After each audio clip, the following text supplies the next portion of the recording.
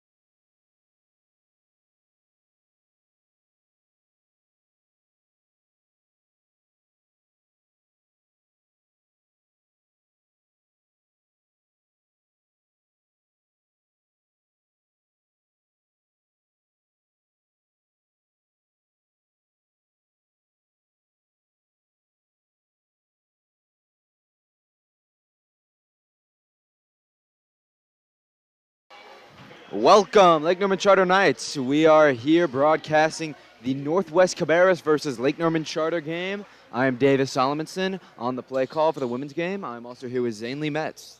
Yeah, Davis, I think this is going to be a good one tonight, a good conference matchup. Anytime they have a big conference game, especially towards the tail end of the season, you kind of have to really, quote-unquote, kind of lock in and make sure you make these games count. For the starting lineup, we have Abby Courtney, Lucy Courtney, Divya Cola, Crumbles, and Keck. And for the Northwest Cabarrus Trojans, we have number 11, Alanya Moore, number 5, Michaela Alberco, number 2, Jamia Bell,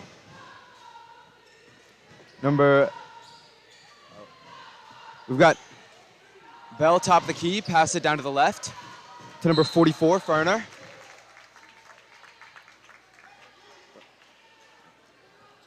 And we see early on, the Trojans really trying to work it inside, and that might be their game plan tonight, trying to get into their, the people inside, and trying to draw those fouls, and they already get to the line to shoot too. Yeah, I mean, Northwest Cabarrus got a lot of size. 2 girls over 6 foot, and Knights kind of lacking on the size department. We'll see how they play. Knights kind of known to be a little bit more of a scrappier team, a lot more hustle, I feel like. So we'll see how that plays out tonight. Ferner misses her first.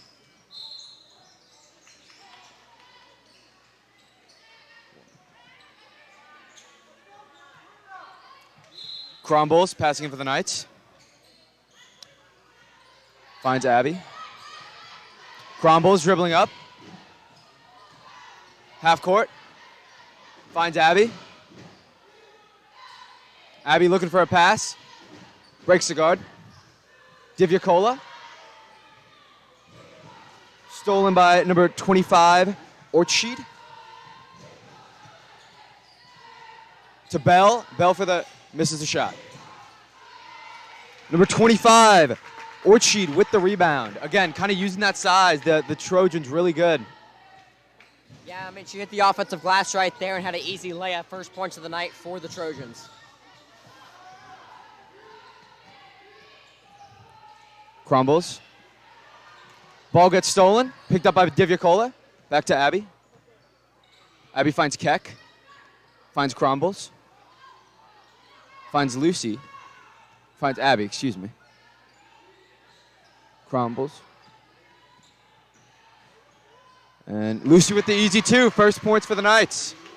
Yeah, I mean, you see Lucy Courtney working inside right there. Good lay. And as we mentioned this season, Abby Courtney, Lucy Courtney, that combo is really going to work big for the Knights if they want to stay in this ball game. Those two sisters kind of playing off each other a lot. A lot of passes, a lot of picks to each other, and just a lot of easy points. Abby kind of being the more defensive player, having 3 steals last game. Big game for her against the Mustangs with 16 points, 5 assists, 3 steals. Yeah, I mean, that was one of the bigger games of her young freshman career. She's had to really step into that star player role with Reese Long having that season-ending injury early on in the season. And, I mean, she stepped into that role very nicely. And a missed pass by the Mustangs, recovered by number 5, Alberco. Bell with the ball, top of the key. Passes to Moore. Moore shoots it. And it's good. That's for 3. Yeah, I mean, good stroke for Moore right there. First shot of the night for her, and it's back of the net. We're kind of starting to figure out how the Trojans play. I mean, they got that size, but it seems like they can shoot the ball from a little bit farther out in the court. Yeah, I mean, what we might see tonight is the Trojans working it inside, the Knights double team, kick it outside, and try to get those easy 3 opportunities. As we see the Trojans ball on the floor, Keck fighting for it. She saves it. It's Crumbles, chases after it. She'll get it. Passes to Lucy. Lucy to her sister, Abby. Abby driving down, takes it back out. Tries to get it to Abby and just gets blocked by number 2, Jamia Bell.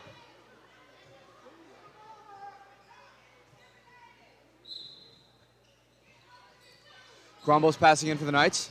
Passes to Lucy. Lucy taking a little bit slower. Knights trying to possess. Lucy Courtney falls down.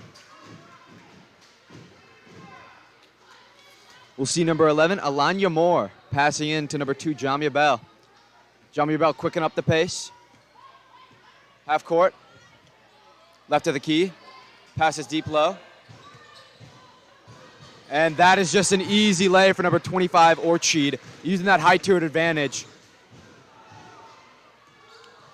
Lucy with the drive. She'll draw the foul.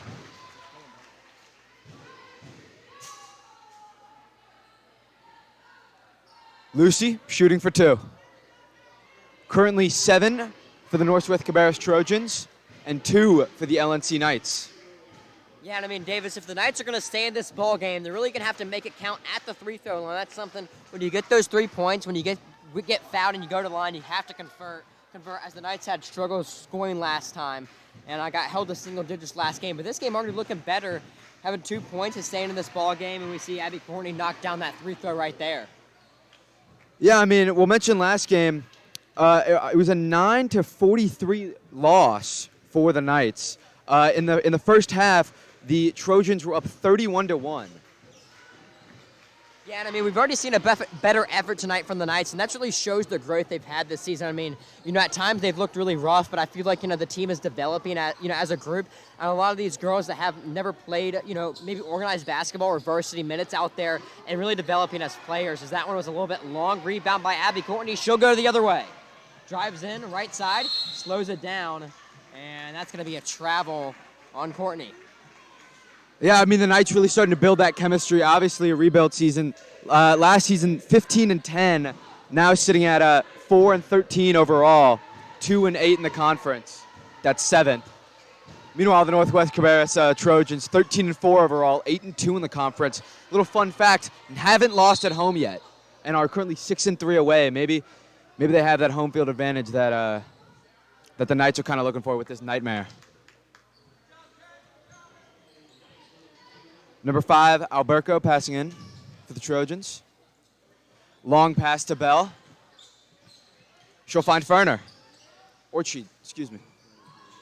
Moore with the long shot. Won't connect. That'll go for the Trojans.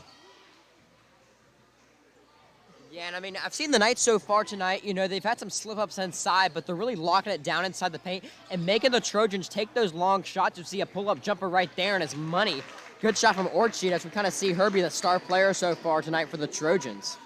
Yeah, I mean, she can obviously get in between that paint and just get an easy 2 points, or she can take it out and shoot for 3. So we'll see how the Knights are able to defend kind of that all-around jack-of-all-trades player. Divyakola tries to get the ball. Gets stolen by Moore.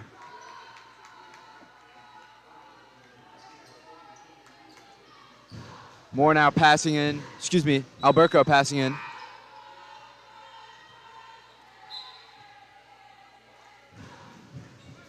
As we see Ellie Brackett check into the game, and Davis, she's a player that didn't see much play time early in the season, but Coach Porter has really been favoring her as of late, and she's going to have to step into this game and play a big role, especially inside.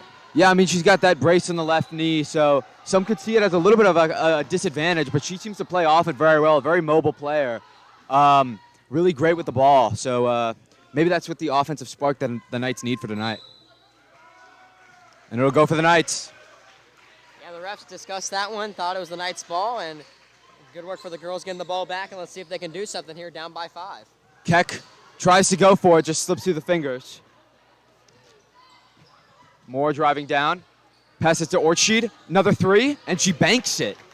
Oh my gosh, certified sniper. Yeah, I mean, she's been money tonight, and the Knights, they see who the Trojans are trying to play that ball to. Maybe they can get her in a little bit of foul trouble, or just really focus on her. Divyakola, right down the middle, misses the shot. We'll see Bell. Passes deep. Alberco, Orchid, back to Bell. Bell will shoot it. That's a miss. Rebound by Alberco. Doesn't get it up there. Yeah, she gets fouled right there, but we see more work on the offensive glass by the Trojans. And we've seen that a couple times tonight. They got an early bucket on the offensive boards. But the Knights are going to have to really find their man, box them out, and make sure they're getting those defensive rebounds. As that's what kills you in a game, is allowing those second chance points, especially to a team that on paper is better than you. I mean, for sure, and especially because the Trojans have shown that they can shoot the ball and get those rebounds. So it's kind of, you have to decide, do I want to press out or do I want to guard the paint? And if they take those shots, am I going to have someone there to get that rebound before they do? Alberco misses both, but gets the rebound. Again, like I was harping on, the Knights have to get those defensive rebounds. Can't let those easy second chance points by the Trojans. Lucy driving up, breaks him. Oh, gets blocked. Could have been a foul. Bell doesn't get the 2. Tobin McGlynn driving up, right side. It'll go out. Still Knights ball. Yeah, and I like that pace from McGlynn right there, getting that rebound and really pushing the tempo down court and saying, hey, we're going to try to catch him on the fast break and get those points quickly. Yeah, I mean, when you're down by 10, you kind of have to just start throwing everything out there, try to get some quick points on the board, try to really start getting something going. And it seemed like that's what the Knights are going to. Missed pass by Lucy, straight to Alberco. She'll drive down. Straight to Bell. Bell will shoot it. And that's green. Ugh. Oh, it's St. Patrick's Day over here with all this green. Yeah, nothing but nylon right there from Bell. That was a crisp shot right there. Top of the key, lined it up, and money. We'll see number 14 for the Knights, Kate Champion in. We'll see Brackett also in. Like you said, Coach Porter wanted to use her more. Yeah, Brackett forces a jump ball right there in the Knights. They've kind of struggled in the half-court offense so far this game. We'll have to see if they can get something going. Maybe Coach Porter draws up a play or two and tries to get some momentum on the offensive glass. As, you know, they have 4 points right now, but haven't scored in a minute, and they're going to have to get something going on the offensive side of the ball. Yeah, I mean, although, as you said earlier, they're going to have to really rely on those free throws. I mean, it seems like they're trying to set up in this offensive set, but the Trojans are really just pressing out, playing really aggressive defense. But she'll make the 2. Yeah, tough pull-up jumper right there from Brackett, but banks it in. Something that we haven't really seen from her this year is just kind of shooting it from more outside. Not really a shooter, more of an assist player, but, I mean, you'd love to see that. McGlynn with the rebound. Drive it up to Lucy. Back to Brackett. Brackett will shoot it again. Can't happen twice. Yeah, it looked like Brackett got a little happy feet right there. Maybe too quick on the shot, you know, thinking about making another one before she actually focused on the form. But, I mean, I like this pace of tempo from the Knights. They're pushing the ball up court. They're wanting to take those shots. As we've seen early in the season, the girls maybe kind of scared to take those shots and step outside of their comfort zone. Yeah, I mean, and a great jumper by number 45. Number 5, Alberco. Brackett with the ball. She's looking to try to find someone to pass it to. It'll get stolen by number 25, Orchid. Yeah, it's going to be a jump ball right there in the Knights. You know, sometimes when you see them get in the half court, they get kind of stagnant, and that's really where Coach Porter has to stress. We need to see that off-the-ball movement, get yourself open, and help your teammates help you. See Moore pass it in for the Trojans to Bell. Bell kind of making all these offensive moves for the Trojans so far, having about 2 or 3 assists on the night already. It seems like she's very good ball handling, very, very nimble player. McGlynn with the ball. Oh, but she'll get stopped. Oh, just slips through the fingers of number 11, Negrete. Yeah, I mean, you know, Negrete can't handle that, but that was a good cut and a good pass right there. Kate Champion on the ball in the wing, throws it inside. Nice cut by Negrete, can't get it, but the ball will stay with the Knights with the foul on the floor. I think that's what the Knights are going to have to really focus on, is just possessing the ball offensively, getting those shots. Negrete shoots it up, a little bit short. Orchid with the ball. Moore driving down. Pass system. Oh, it seems like we have 2 sisters on the team, maybe. And that'll be Ayanya Moore with the easy 2. Yeah, I mean, that was a tough step through right there. Showed off the Euro step and got the bucket. The Knights trying to get something with 4 seconds left. Lucy would draw the foul. Yeah, good work by Courtney there. We've really seen her more aggressive this game. Normally she's kind of staying outside, trying to get those 3 balls, but she's really had to drive in this game and kind of make her own bucket. Yeah, I mean, Lucy, you know, freshman, last season, huge season for the Knights. This year, kind of a rebuild season. Maybe she's that light at the end of the tunnel that we're looking for. McGlynn passing in for the Knights. She'll find Lucy. Lucy will shoot it up a little too high. And that'll be the end of the first period. The Knights with 6 points. The Northwest Cabarrus Trojans with 21. Theme for tonight, jersey. And, you know, there's a lot of iconic, you know, athletes in jersey numbers. We're looking at number 1 for Cam Newton, number 24 for Kobe. I just want to ask, what do you think the most iconic jersey number is? You know, the first one that comes to mind for me is just 23 and MJ. I feel like that's the most iconic one, especially when we talk about basketball terms. I mean, I feel like any player, even LeBron, that wears the number 23 is just kind of looked at. When you see that 23, you think of MJ. But I mean, when you go around lots of different sports, I mean, 3 with NASCAR, you got Dale Earnhardt Sr. or whatever it may be. The greatest players in sports, they have that connection to that number. My personal pick, number 41, Alvin Kamara. Whenever I see 41 in anything, I think Alvin Kamara. I'm a huge Saints fan, so that's my personal opinion. I know it's probably not the most popular one, but. Yeah, I mean, it's just kind of whatever, that number means to you, and, a player that maybe, you watched growing up and really, meant a lot to you, or have, that special moments connected to that player can really cement that number and that legacy to yourself. Exactly, and, maybe number 0, Abby Courtney. That might be a new number that will be said a lot as she progresses from freshman to senior. Yeah, I mean, that might be a household name after 4 years with the Knights. I mean, she's, really showed a lot of potential this season. And, what the Knights are going to have to look at next year is building with that potential with both the Courtney sisters and Reese Long, hopefully back from injury, and just kind of building on what, the foundation was laid this year.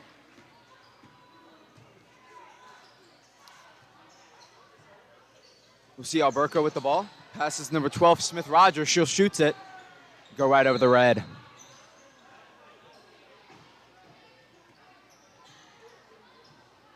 Negrete will pass it in for the Knights. Knights again really focusing on possessing offensively here. We'll see Abby get it. Oh, Kate Champion gets blocked up. Abby's able to find it. Passes to Brackett. She's going down. A little bit short on the lay. Anya Moore. Passes down a little long. Saved by Orchard. Anya Moore. And Orchid with that offensive rebound. Again, Trojans, most of their points coming from those missed shots and then the offensive rebound, just 2 on top of 2. Yeah, and I mean, one thing that the Trojans have been really good is they're getting those buckets and then they're setting up right in their full court press and really putting the pressure on the Knights.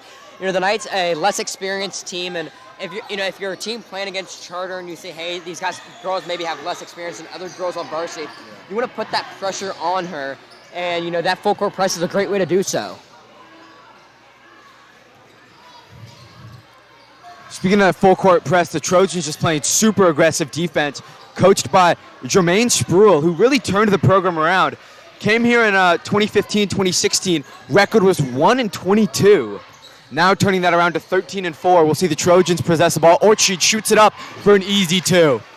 Yeah, and Orchid just continuing her dominance tonight. The Knights are going to have to find a stop to her before it's too late. Orchid again just driving in that paint, using her height, especially against the Knights, who can't really defend against it. See Abby with the ball. She'll drive down. Champion to Abby to Negrete.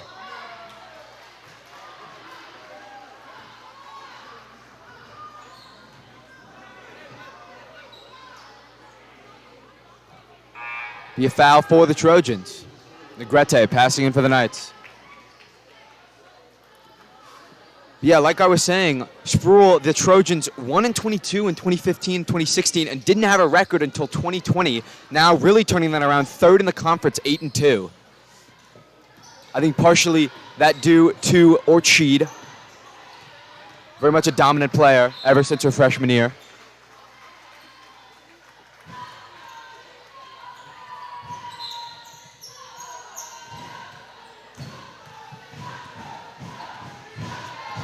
Anya Moore, left side of the court. Slowing it down a little bit. She'll pass it to Orchid. Orchid back to Anya Moore. Smith Rogers, back to Orchid. And a high ball up to Ferner. Smith Rogers shoot it, won't make it. We'll see Abby. She's moving, oh, good move. Gets blocked by Orchid though. And a fast break. Number 10, Lankford will not make it. Trojans really starting to struggle on these easy lays. Started making them in the first period. Now the second period slowing down a little bit. A little bit of an advantage for the Knights. Maybe they can, if they start getting some boards, this could be a very winnable game.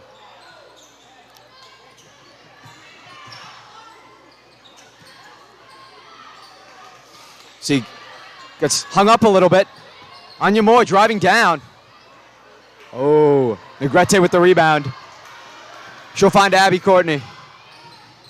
Oh, and that's just money. Easy two. Yeah, great shot right there from Courtney. Decided to slow it down a little bit, take the pull-up jumper, and it was nothing but nylon for Courtney. I mean, she had time to tie her shoes. Anya Moore. A little bit of a fake, then to Alberco, excuse me. Smith-Waters back to Moore. Back to Alberco. We'll see Ferner with an easy two. Trojans really just, staying in this paint. I mean, that was a great move from Ferner. Got the girl in the post. One dribble, spin move, easy lay. Smith-Rogers gets blocked up by the Knights. CK Champion. Yeah, Champion will get fouled right there, but good job by Champion right there, getting back on defense, forcing that steal. Something I think the Knights are kind of struggling with, especially getting back on defense, missing those shots. Trojans really just taking it. They're doing a quick, fast break, and that's just an easy two every time. As we'll see, a sophomore for junior substitution, Ellie Brackett coming out, and Corinne Keck coming into the game. Keck, more of a defensive player. Knights hoping to probably slow down this Trojan offense. Abby Keck. It'll get blocked by Anya Moore. Trojans playing great defense, super aggressive, on the ball. Oh, that had to hurt. That's going to be black and blue tomorrow. Moore with the ball. Left of the key. Guarded by Abby. See Smith-Rogers try to get it. Lucy will block the passing lane and she'll have the ball. Right to Abby. Oh, and stolen by Ferner. Back to Moore. Moore, again, this offensive kind of play caller for the Trojans. Slowing the ball down, speeding it up. She can kind of do it all. Yeah, I really like to see this from Moore. She slows the game down, sets up the offense, calls a play, and really gets her girls right to make sure they know what they're doing in the half court. Look at her out there. She's telling them, pass it to them, pass it to them. It's almost like she's a mini coach out there. Let's see Ferner get 3 rebounds. Oh, my gosh. Show you how dominant the Knights are. The Trojans are for those offensive rebounds. Yeah, Ferner just kept putting those back up, and eventually you'll get fouled if you get that many shots, and now we'll see if she can convert at the line. Reminds me of those skee ball machines, just going up and down, up and down. See Ferner shoot for 2. Catching her breath a little bit. She'll make the first. It'll put the Trojans at 28 on the night. Knights at 8. Yeah, Ferner's been putting in a lot of work in the post tonight for the Trojans. She's been somebody that they can really bank on getting the ball inside and just showing off her post moves to get those buckets. We'll see Lucy with the ball. Passes to Negrete. Negrete's moving quick. Passes it back to Abby. Lucy. She'll get fouled. Yeah, and I'd like to see that from Lucy Courtney as the Knights, they're down by 21 right now. They're going to have to push the tempo eventually. When you get the ball in the half-court set and you see your offense getting stagnant, put the ball on the floor, drive in, try to draw that foul, even if it's a foul on the floor, and try to, just make something happen here and create your own shot. Again, Knights trying to force that inside shot, which I feel like normally they're pretty good at. Maybe just try to, step back, take a little bit longer shots, possess the ball instead of just giving it away, because then they're going to get those fast breaks. All right, bro. Moore with the ball. Keck will stop it. Oh, my God. One-handed like OBJ. Yeah, good defense from Keck right there. And as you were saying, a defensive substitution already showing how, she can help on the inside and try to help those, help the Knights guard the Trojans from keep dominating on the offensive and defensive glass. You see Ferner. McRory. She'll get blocked up. Pass it to Langford. Keck will steal it, though. We'll see Abby just possess. Play slow. We'll see Lucy to Keck. Keck to Lucy. And Lucy misses the 2. Yeah, but exactly what I want to see from Lucy Courtney right there. She gets the ball, top of the key, jab step, drives in, forces that foul, and she'll go to the line to shoot 2. And she's creating her own shot, getting to the line, but she'll have to make it pay at the free-throw line. Lucy, a very slippery player, I feel like. She can kind of just glide through that defense like water and can draw the foul. kind of an and one player. And she'll make the first. Knights with 9. We'll see Brackett subbed in for Champion. Yeah, that was a good shift right there from Champion. She was really all over the court on the defensive glass. And, you know, she's one of the taller girls on the team, and she can use her height to her advantage. We'll see Lucy miss her second. Rebound by Bell. See number 20, Walton. Shoots it up, doesn't make it. Gets the rebound, though. Lankford. Gosh, the Trojans just getting every time they shoot up, they're just grabbing it out the air before the Knights even have a chance to react. Yeah, and you can see Coach Porter frustrated right there as not only the Trojans get that offensive rebound once again, but they force that foul. And that's going to be something of a point of emphasis for Coach Porter when they go into the halftime intermission, as we have to box out our guy and we have to get those defensive rebounds. As if you're allowing the Trojans to get those second chance points, you're just killing yourself. I mean, you're just letting them possess the ball for most of the game, and it's hard to score when you're not. I mean, it's impossible to score when you're not possessing the ball.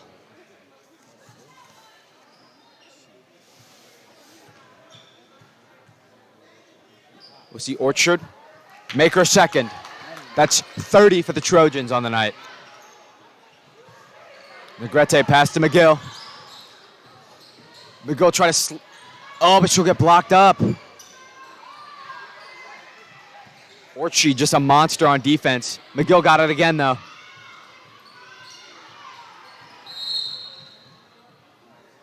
He had a good timeout right there from Coach Porter. He saw Tobin McGlenn in the corner, kind of nowhere to go. Calls a timeout. It's one of your use it or lose it timeouts right there.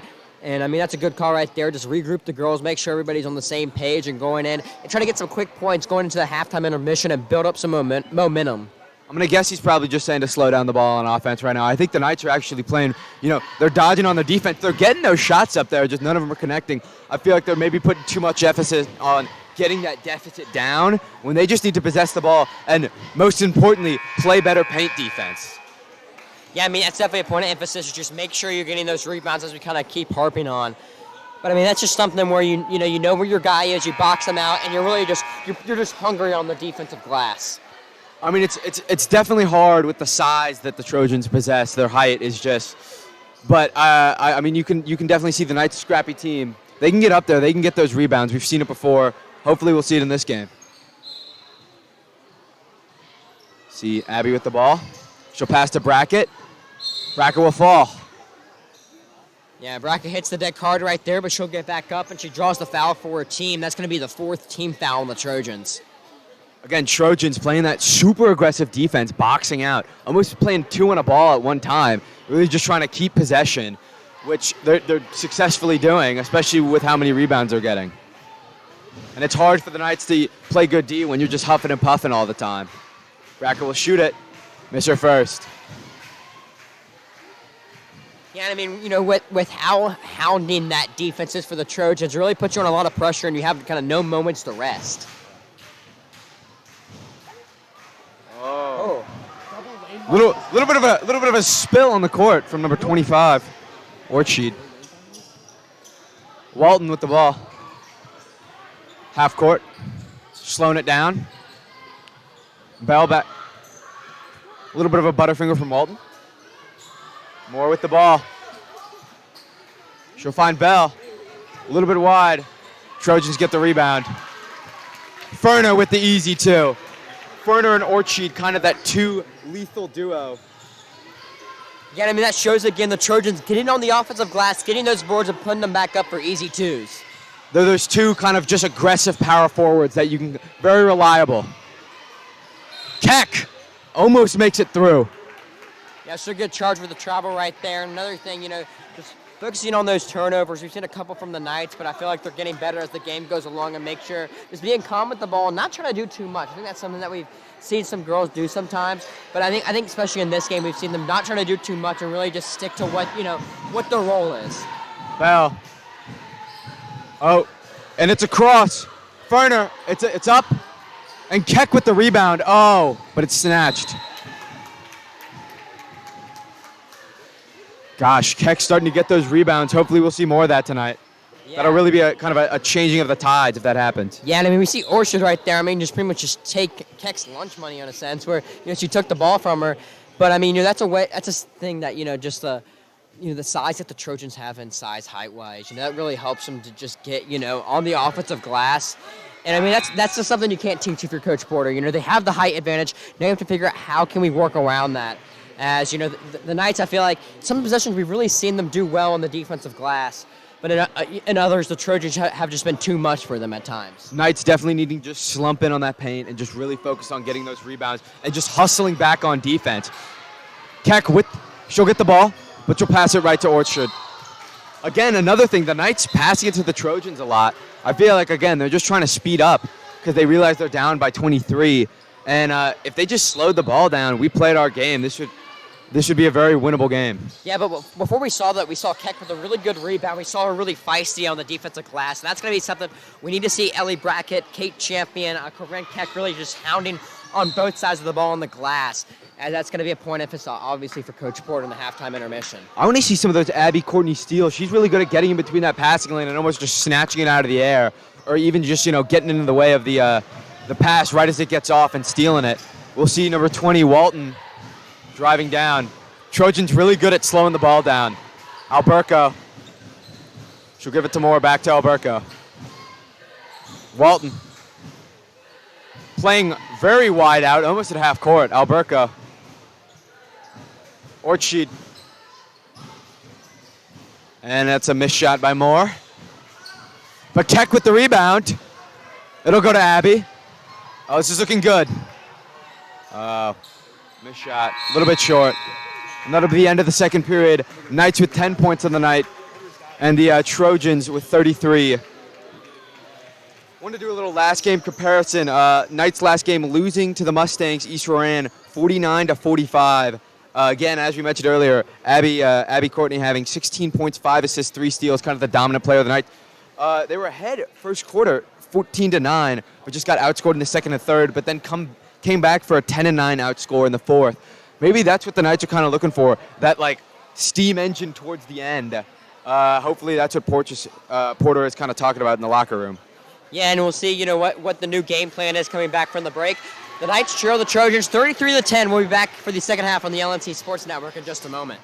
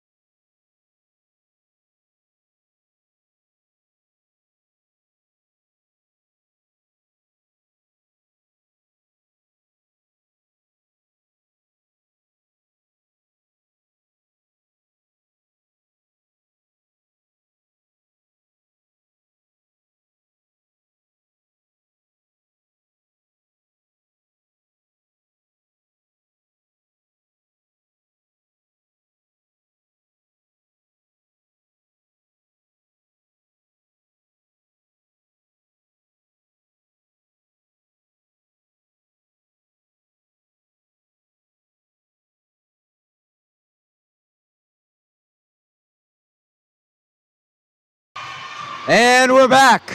The Knights currently trailing 23 to the Trojans. Some breakout performances by Ortschied for the Trojans, as well as Alberco and Walton. The Knights, the two Courtney sisters, obviously just dominating. Knights really need to focus on their defensive rebound, just getting that ball possession, slow down their game. They're running their sets really well, though. How do you think the first half went? Yeah, obviously they're down by 23, and that's something they're going to have to battle back from. But we've definitely seen flashes in that first half of the Knights really showing potential at times, just really working cohesive as a team together. Yeah, I mean, team chem-wise, the Knights are just on point. Their passing is always pretty nice. A couple issues passing to the wrong team. Just the Trojans played super aggressive defense. But we'll see how that plays out. We'll see what Coach Porter said and what they can improve on. Another fact I wanted to mention, Janice, who leads the points per games with 11, also leads field goal percentage with 40, and also leads rebounds with 7, is out for tonight. So a big factor out for the Knights. We'll see Abby with the ball. Right of the key. Dribble down. Right to her sister, Lucy. Back to Abby Courtney. Back to Lucy Courtney. Back to Abby Courtney. Back to Negrete. Crumbles. That was a good move, but Crumbles right there. She did get blocked by a little pump fake. Get her jumping, looking for the floater, but gets blocked, but still Knights ball. Knights, again, probably going to focus on possessing. Trojans still playing that really aggressive defense. Will get stolen by number 2, Bell. And that's just an easy, fast break. Something that the Knights have really been struggling with is going back on defense quickly, kind of, shuffling their feet a little bit. Yeah, we see Bell getting into those passing lanes and making it count with the easy 2. And a 3, and it won't make it. See number 11, Moore. Little pass off to Bell. Bell, really the assist maker tonight. She'll give it to Ortschied. Alberco will shoot it. Back to Ortschied. Back to Ferner. And when Ferner and Ortschied just get together, it's just an offensive rebound nightmare. It's just going back and forth, man. I mean, I feel like I'm playing Wii tennis out there, just going back and forth with the ball, and the Knights, they really just have to focus, getting on that defensive glass and making sure that the Trojans don't get those second chance points. And a long pass to Crumbles. She'll give it to Lucy. Abby will take it. Divyakola. This is a bad shot. Alberco. Giving it right back to Divyakola. She's going down. Passes it backwards. Yeah, I mean, the Knights, going to have to set up on their half-court offense. Abby. 1-3 from Abby Courtney. A little bit no good. The rebound stays with the Knights. Good work getting on the offensive glass right there. Yeah, Crumbles really hustling towards that ball. We'll see Abby drive down, stop it a little bit. Back to Lucy. Lucy doing the same thing her sister did. Abby will shoot it. No good. Alberco with the rebound.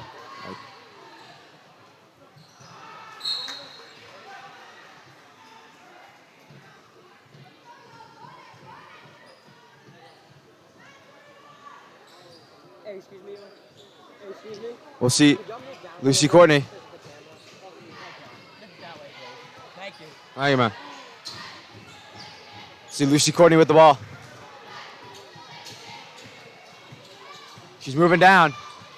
Oh, she's getting doubled. Divyakola. Long pass gets blocked by Jamia Bell. Great defense from the Trojans. Yeah, and good work from Bell right there. We see it once again, getting their hands in the passing lane to the Knights. They're going to have to be extra careful, especially when they're making those long cross-court passes that, they're being careful and they're make sure they're looking good. Divyakola with the ball. She's got it. She'll just get blocked by Ferner. Ferner just been a defensive wall tonight.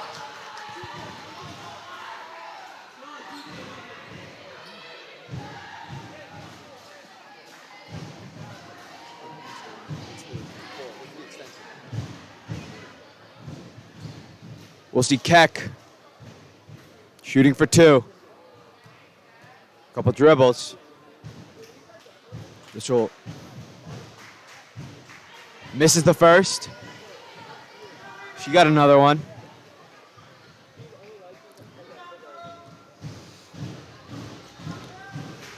Let's see. What do you got? And she'll make it. Knights with 11 on the night. Trojans with 37. Jamia Bell. Right down the middle. Give it to Alberco. Oh. Trojans getting a little mixed up there on the offense. Starting to lose their set a little bit. Maybe getting a little tired. Maybe the Knights can use this to their advantage. More passing in for the Trojans. Walton. Quick player, Walton. Back to Walton. She's looking to drive. But she'll pass it to Bell. Oh, and now she's ready. Oh, but she'll still pass it. Lucy with great defense. Playing super aggressive. They know they need the ball right now. Yeah, good hustle right there. The ball will stay with the Trojan, but good job, getting dirty, getting on the floor, and, just trying to get that gritty defense and trying to, feed off her teammates. As, you see one of your teammates make a gritty play like that, you're going to make one of your own. Lucy, big role model for the Knights. And yeah, kind of a do as I do situation. Walton, she's a quick player. She just can't really connect the shots. Yeah, that one will stay with the Trojan, but good move right there from Walton. Pump fake, drives in, pull-up jumper, just a little bit short. But the ball will stay with the Trojans as it goes off a Knights player's leg. Again, Walton, really good with her moves, just not really good with finishing.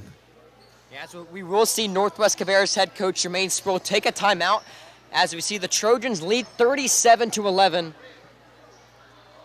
As David's kind of continuing on the the jersey theme that we see the Nightmare, it's kind of filling up here tonight. What do you think is the most iconic kind of throwback jersey, or maybe your favorite throwback jersey? Oh. Well, what are we talking? Are we just talking any sort of sports league? Any sort of sports league, just kind of throwback. What do you think of like 90s, 2000s sports jersey? Ooh, the Orlando Magic blue and black. It's got a couple sparkles on it. I mean, I really like it. And then you got that theme song, the Orlando Magic. Yeah. Orlando Magic. Big fan of that. Yeah, for me, I mean, I'd have to go with the old Buccaneers creamsicle unis are up there. Ooh. I'd have to go Vancouver Grizzlies, the light blue. And then the old Raptors unis, Vince Carter with the purple and the big raptor on it. Those got to be probably my top three. I'm going to also go with the brown and white for the Cleveland Browns. Isn't that's a little bit older, right? Yeah, and another thing actually is Montreal Expos, the baby blues. That's another good throwback. We'll see Walton shoot it. Trojans go for the rebound, or it gets stopped. Knights really starting to figure out how they play. Holding them so far to only 7 in this period. And we'll see Orchid very dominant on the night, going for 2. She'll make it. Yeah, I mean, that's one thing that really stands out about Orchid. And she can not only, do really good on the inside and draw those fouls, but she can make it count at the free-throw line. As, we can kind of see that with, players that maybe they can get inside and, make those make it count on the inside, but when they get to the free-throw line, they can't quite make it count, but she's, really all-around great aspect player. I mean, I don't know if you remember, she made that 3 in the first period. You don't really see that from power forward. It's a good step through right there from Courtney, and she'll get fouled on the floor, so stay with the Knights and they'll inbound on the baseline. We'll see Abby passing in baseline. Bracket. She'll try to find it, get blocked up. Yeah, you're good. Walton. Divvy it up. Abby with the ball. Oh, got trampled. It's like I'm watching a bull race. Walton, keep going down. Or she just misses it. And once again, we see the Trojans hitting the offensive glass super hard, drawing that foul. And, I mean, that's just going to be, I feel like when Coach Porter looks at this game later and watching the film, it's going to be making sure we don't allow the other team to get those offensive boards, those second chance boards. And to be honest, the Trojans, they're not really shooting that well. They're just getting their own offensive rebounds and allowing themselves to get those easy buckets inside. I mean, when I think about it, they've made two threes on the night, and the rest have literally just been offensive rebounds. I think that the Knights really get their paint defense locked down, they could turn the tides of this game. That'll be Ferner with another point. Another one of those taller players who's just really good shooting the ball. We'll see Abby. Guarded by Bell. Bell, a really good defensive player, really good at getting in that passing lane. Bracket, get blocked up. Negrete. It'll go to the Knights.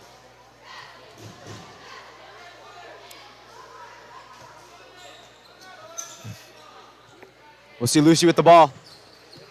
Tries to bounce off a pick from Negrete. Doesn't work out. Lucy kind of getting pushed to that sideline. Looking for, finds her sister. Oh, just a rough shot. Not what we're used to from Lucy. Yeah, I mean, we see these two working off each other again, though, trying to use each other as kind of, a stepping stone, and they're very familiar with each other's game. And, we've seen a lot this season that those two really look working together on the offensive side of the floor. They just play off of each other super well. I mean, it's like if one's not passing to that one, the other one's taking the shot, And we'll see Champion with the rebound. Maybe what the Knights needed. Yeah, to get a defensive stop now, let's see if they can turn it into offense. Champion with the ball. Maybe both sides, it'll get stolen by Walton. She's going. And that's just an easy lay. Again, Knights struggling to really hustle back on defense. Yeah, and we see the Trojans once again turning defense into offense. Easy lay right there from Walton. I mean, they're just grabbing it and going all the way. They're hustling their tails off.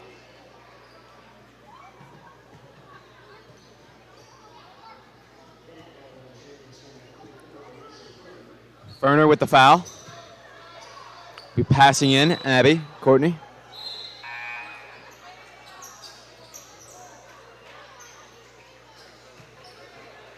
Yeah, we see the Knights trying to run an inbound play. We'll see what Coach Porter draws up here.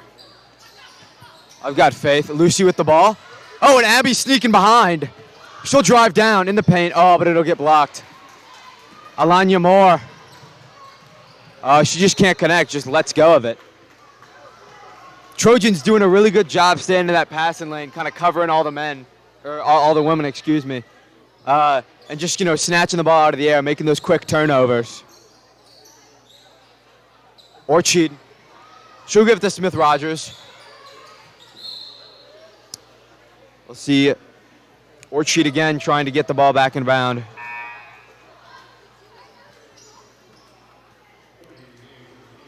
We'll see Anya Moore getting subbed back in, a defensive weapon in the first period.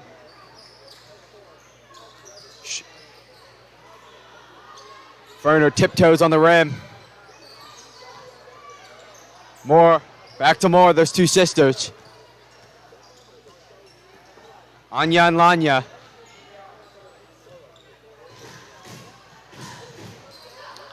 Yanya will give it to Smith-Rogers. Smith-Rogers shoots it. Anya with the rebound. It'll go Knights' way.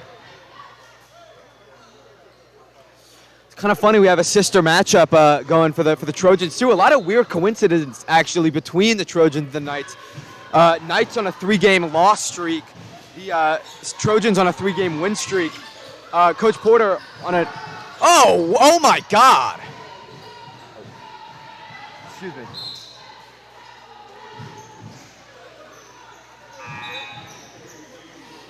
Maybe a foul, missed call for the Knights. Pardon me. Yeah, and I mean the Knights, they sit up in that half court, and they can't get the flow here. But I feel like late, maybe not a winnable game at this point, down 42-11, but can still see some progress here late. We'll see Moore shoots it up, and that's a bank three. The Moore sisters, a lot like Lucy and Abby, just passing off each other, trying to get those open shots. We'll see Abby fire back. She won't make it.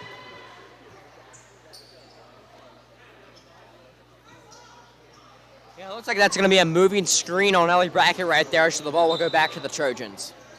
Knights really realizing they need to step it up, maybe play a little bit more aggressive than they're used to. That could call for some fouls, though. Actually, the ball will stay with the Knights as the foul was on the floor on a Trojan, so we'll see Abby Courtney inbound the ball baseline.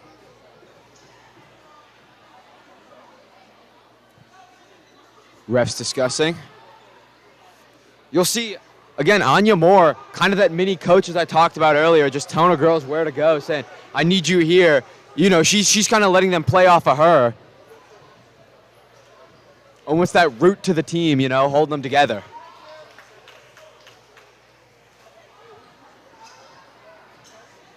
We'll see Brackett shoot for two.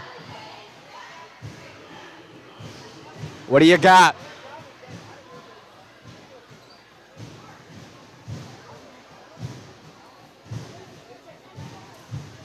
She'll miss her first.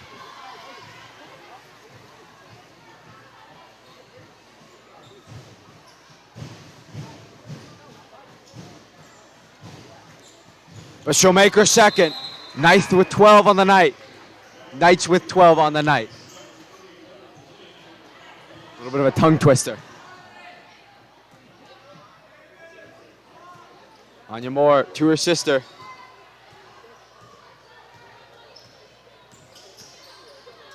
Moore getting this offense moving. A lot more organized when she's on the court, I'll tell you that.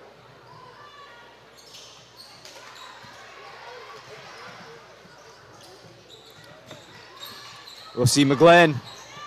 McGlynn driving down. They know they need the points. She'll just get blocked by Anya. Yeah, she gets blocked right there, but I really like to see the aggression by McGlynn driving in, trying to make something happen, and it stays with the Knights. Something I think the Knights have definitely struggled with this season is finding that aggression.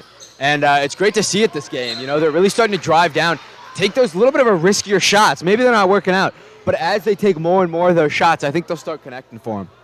Yeah, I mean, it's all about progress, really. In a game that you're down 45-12 going into the fourth, and really the season as a whole, we talked to Coach Porter. It's just really about making those strides and getting better game in and game out and seeing the progress from the girls. Yeah, I mean, this whole season is just about building confidence for these girls and showing them, hey, you can go out here and you can ball. We'll see Brackett loses it. Oh, Anya did not like that call. Yeah, it's going to be a jump ball, and good work from Brackett right there. She loses the ball, but forces the jump ball, and it will stay with the Knights as the arrow favors them. McGlynn pass it out. Knights really struggling with their passing this game, I feel like. Normally they're pretty on point. Normally I feel like they have great team cam, but just this game they're passing to the wrong team. A little bit of wider passes than they're used to. I think it's just because of how aggressive the Trojans are playing their defense. Oh. And we'll see number 10, Langford, steal the ball. Won't connect it, though. McGlynn. Gosh. That'll be a foul. Yeah, and we see that aggression, building up for the Trojans as, they might be up in this game big, but, they're not putting their foot off the gas pedal. They're making sure they're going to finish out this game strong and, just continue with that winning streak and continue building in the later stages of this season. I mean, Knights so far at least making an improvement. Last time they played the Trojans in December, ended 53-9. So right now at a 12-45, just making strides, getting better every game. We'll see Lanya Moore.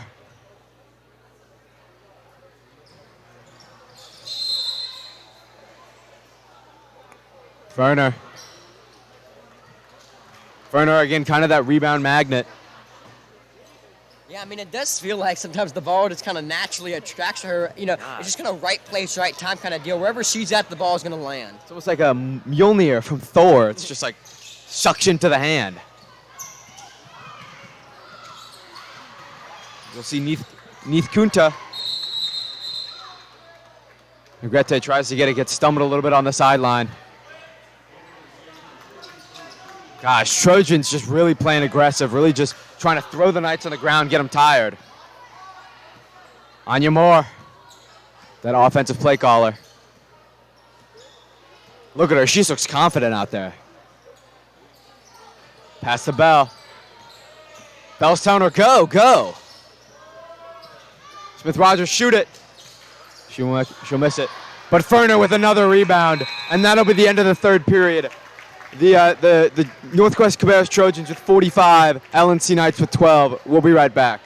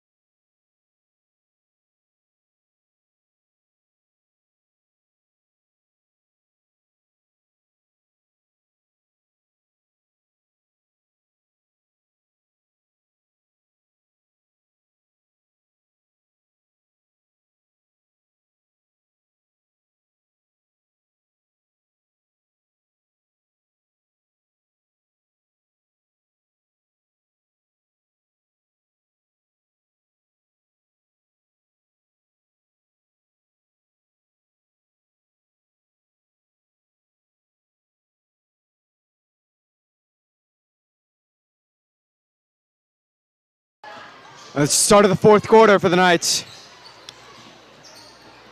We'll see Abby with the ball. Telling Crombles, wait, I got this. It gets stolen by Jamia Bell. Oh, Jamia. A whole night, really. Just been stealing the ball from the Knights. Just making those quick moves down to the rim. Trying to get those easy 2 points from that fast break. Yeah, and Davis, before we go any further, let's look at the conference standings this season. Coming in last place, 0-10 in the conference is the Carson Cougars. Behind them at 1-9 is South Rowan. The Knights standing at 2-8. And right above them is the Concord Spiders at 4-6. East Rowan is 5-5. Central Cabarrus 7-3. Northwest Cabarrus standing third in the conference at 8-2. James Robinson 8-1, and the defending state champs West Rowan 9-0 in conference this season. That's a bucket from the Trojans. As that is your conference recap right there.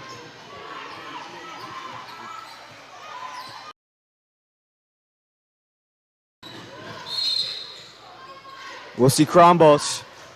A little bit of a forced pass from Champion.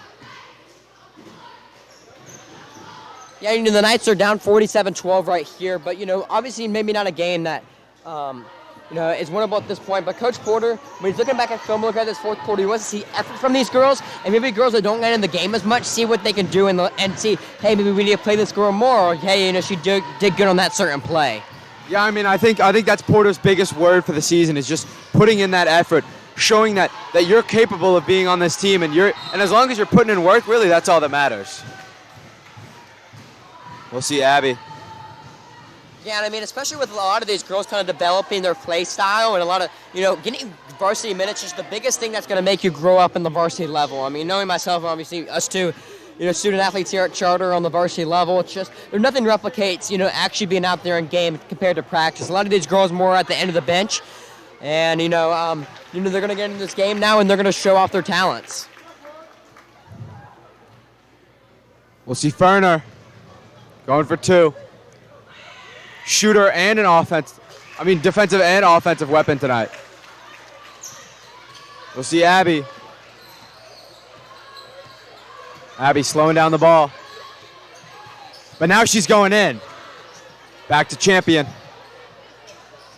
Oh my gosh, Trojans. Trojans just getting in that passing lane, reaching that arm out, and it's done.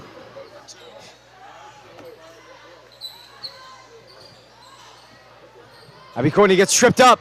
She tries to find it. Anya Moore with the steal. Oh, she wants to go for it. But the Knights will get a steal. It's like cops and robbers, back and forth. Langford.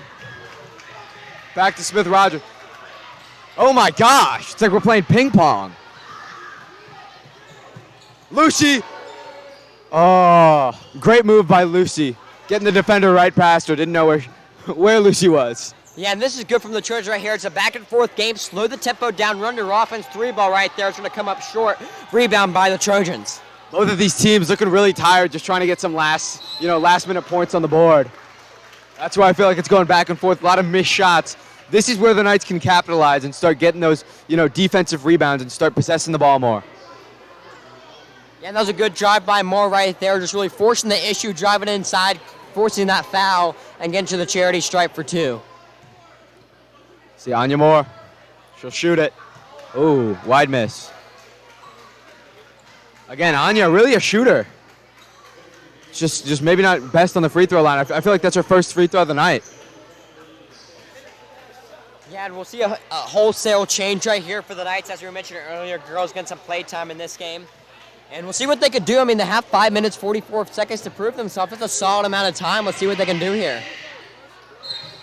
Again, Porter, big emphasis on just getting in those kind of underclassmen in. It's a very young team that he wants to see them develop from freshman to senior, and hopefully kind of just have this rebound season, have this light at the end of the tunnel that he's looking for. Yeah, it's a massive underclassmen team. There's only 3 upperclassmen on the team, and they're all juniors, no seniors on this team. And that really shows the youth of this program and see how they can grow in the future. We'll see Lucy tries to give it to Negrete. Negrete will snatch it. Divyakola driving down. She'll get doubled. Moore all the way. Oh, but she'll lose it last second. Abby with one of those crucial, just pokes the ball right out. Knights playing some stellar defense in this fourth period. We'll see more passing in for the Trojans. Tying their shoes up a little bit. Maybe a lot of it. Oh. Orchid. She's driving down. She won't get it. We'll see Alberco get the rebound. And then we'll see Abby Courtney. Oh. But Alberco just gets in that passing lane, man. Trojans playing phenomenal defense, putting their hands out in that passing lane. Just, getting the Knights not really confused, but it's kind of hard to find someone to pass to when everyone's locked off by this aggressive defense. And when you try to, there's always someone there to just snatch it out. Oh. Negrete with a little bit of a hard pass to Lucy.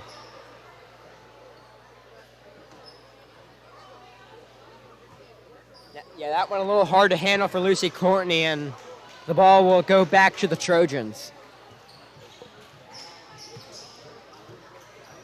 See Walton, half court.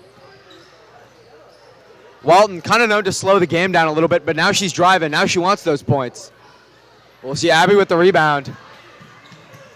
Oh, and just an easy swat by Moore. Abby will still recover it. Divyakola with the rebound. Divyakola with the rebound again.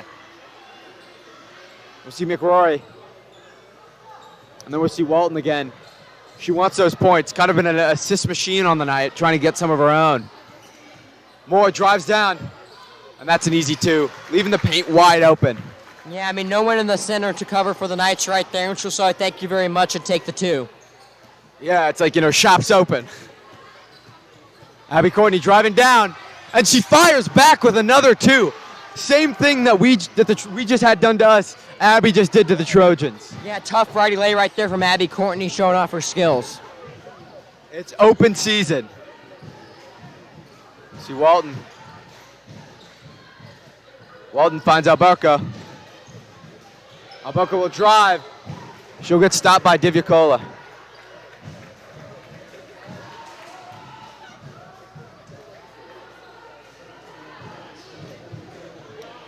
We'll see Alberco shoot for two. Trojans currently with 51 points, Knights with 14. 3:41 left in the game. Alberco misses her first.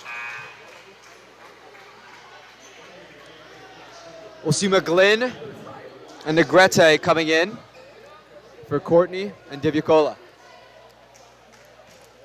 Again, as Zane said, getting those fresh legs in. Showing these girls, you have a chance to prove yourself. Alberco will drain her second.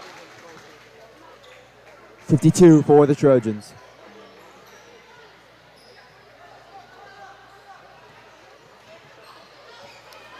We'll see Abby left of the key, slowing the game down a lot. Tries to bounce off that pick from Negrete. She's still going. Gives it up high. Slips through the fingers of Alujika.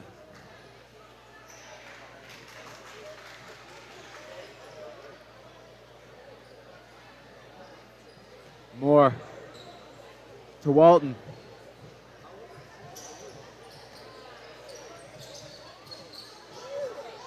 See Walton driving left. She'll bring it back out.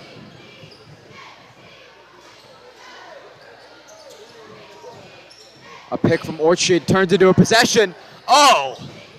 She just bricks her down. And she gets the rebound.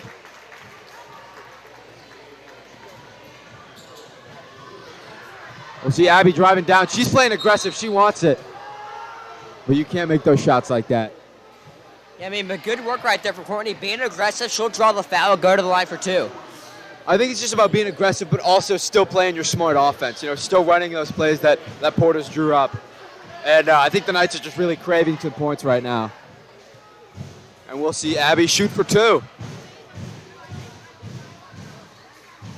She'll make it.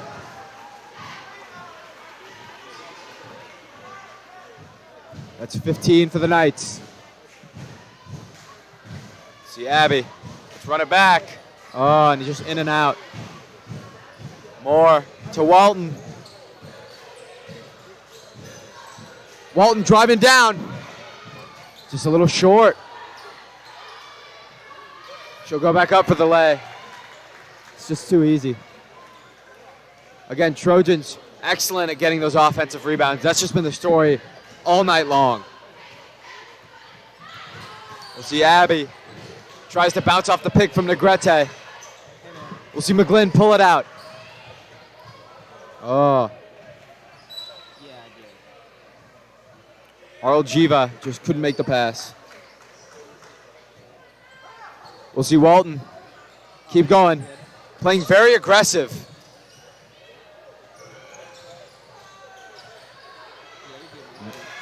Moore with the 2. Just rebound after rebound. Trojans keep possession. Abby Courtney.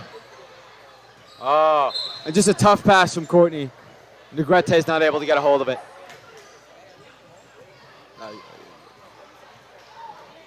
Walton drives down. She's quick, almost loses it though. Abby playing that aggressive defense. We'll see McRory.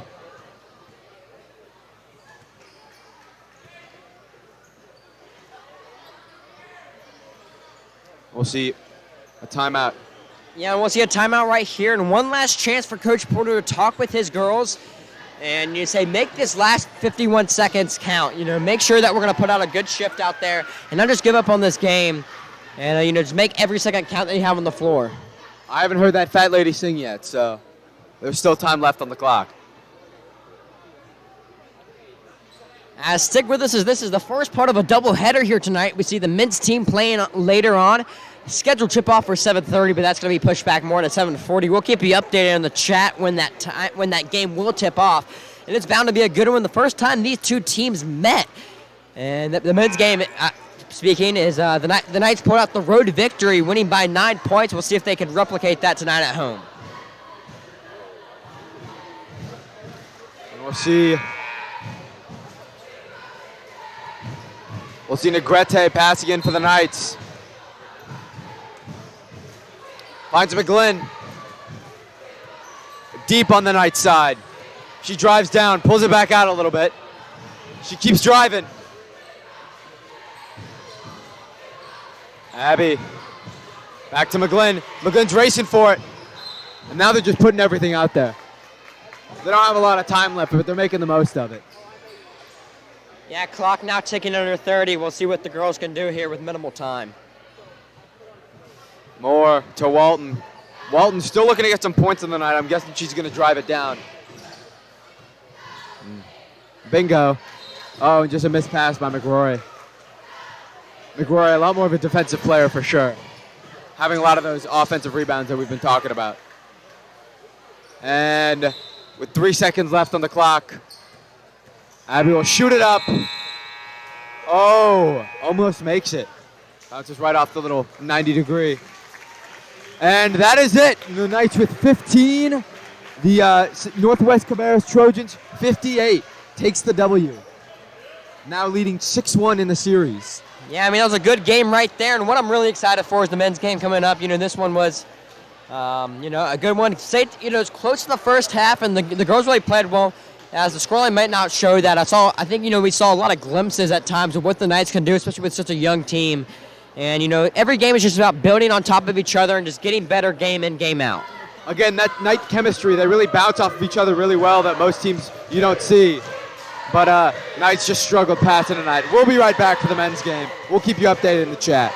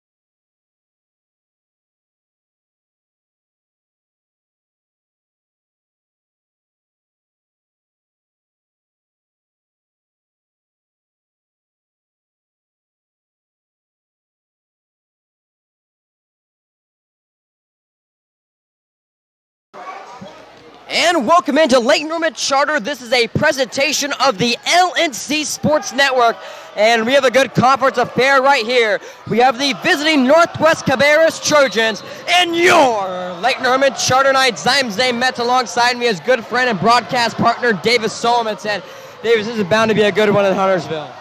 I mean, this is going to be a make-or-break team for the Knights. Top 32 teams in conference make playoffs, and we are number 32. We're right on that line. So this is going to be a very important game. We beat this team by 9. So let's see if we can run it back and get another quick little dub. Yeah, like you mentioned, top 32 teams in the 3A West make the playoffs. The Knights right on that cusp. Drive in, no good. Fighting around for that rebound back to the Trojans. And a foul right there. A good hustle. And that's going to be a foul on number 10, Braylon Ireland. Even if it's a foul, great defense by Owen Kuhn to stop that offensive rebound. They had a couple opportunities. He just got in there and, muddied the waters.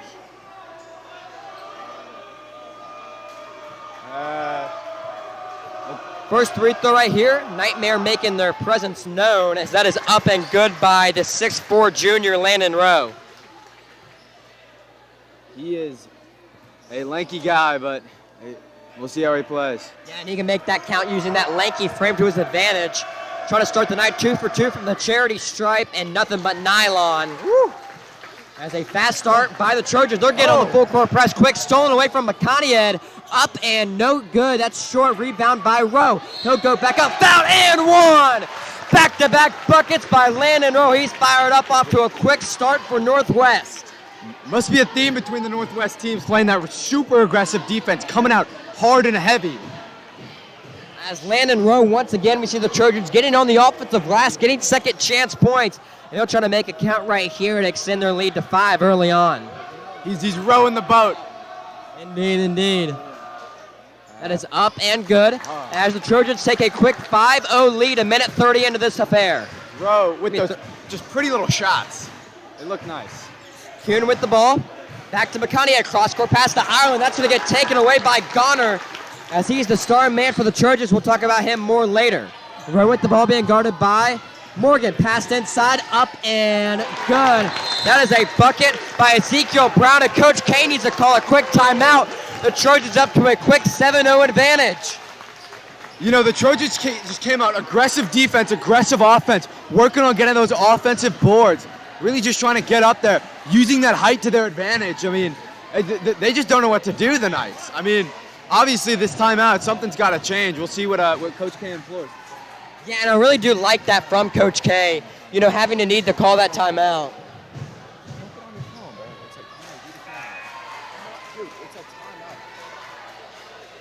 As you know, you don't want to let this game get too out of hand too quickly. And that's a good comment from Coach K, just kind of reevaluate anything, make sure everybody's on the same page going into the later stages of this first quarter. We'll see Owen Kuhn passing in for the Knights.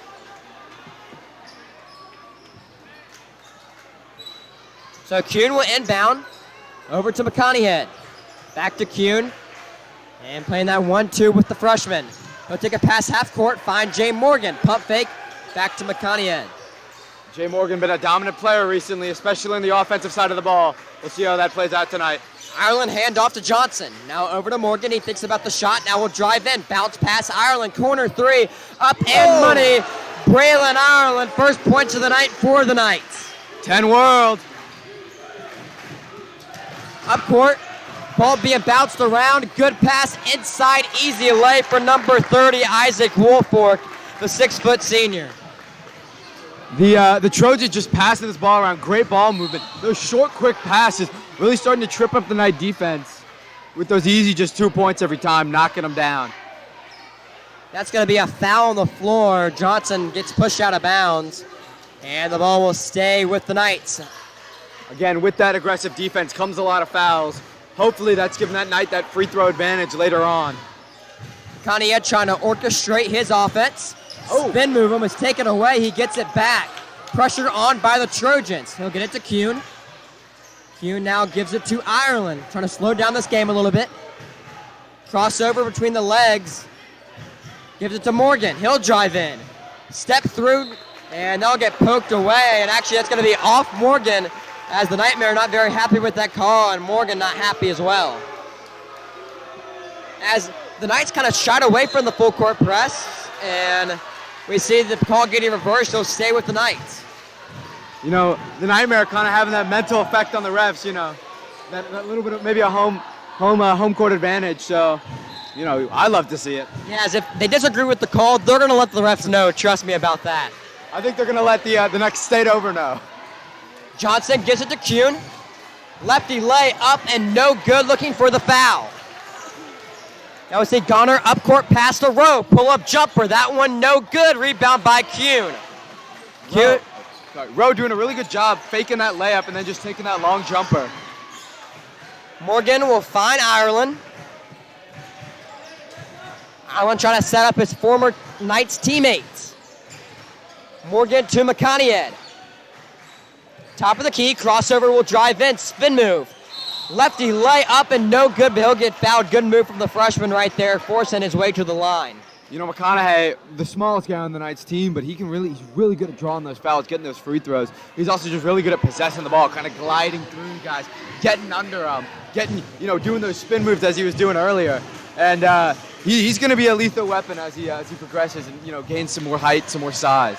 And free throws are going to be key, crucial for the Knights, as last time these two teams met, it was a 64-55 win for LNC.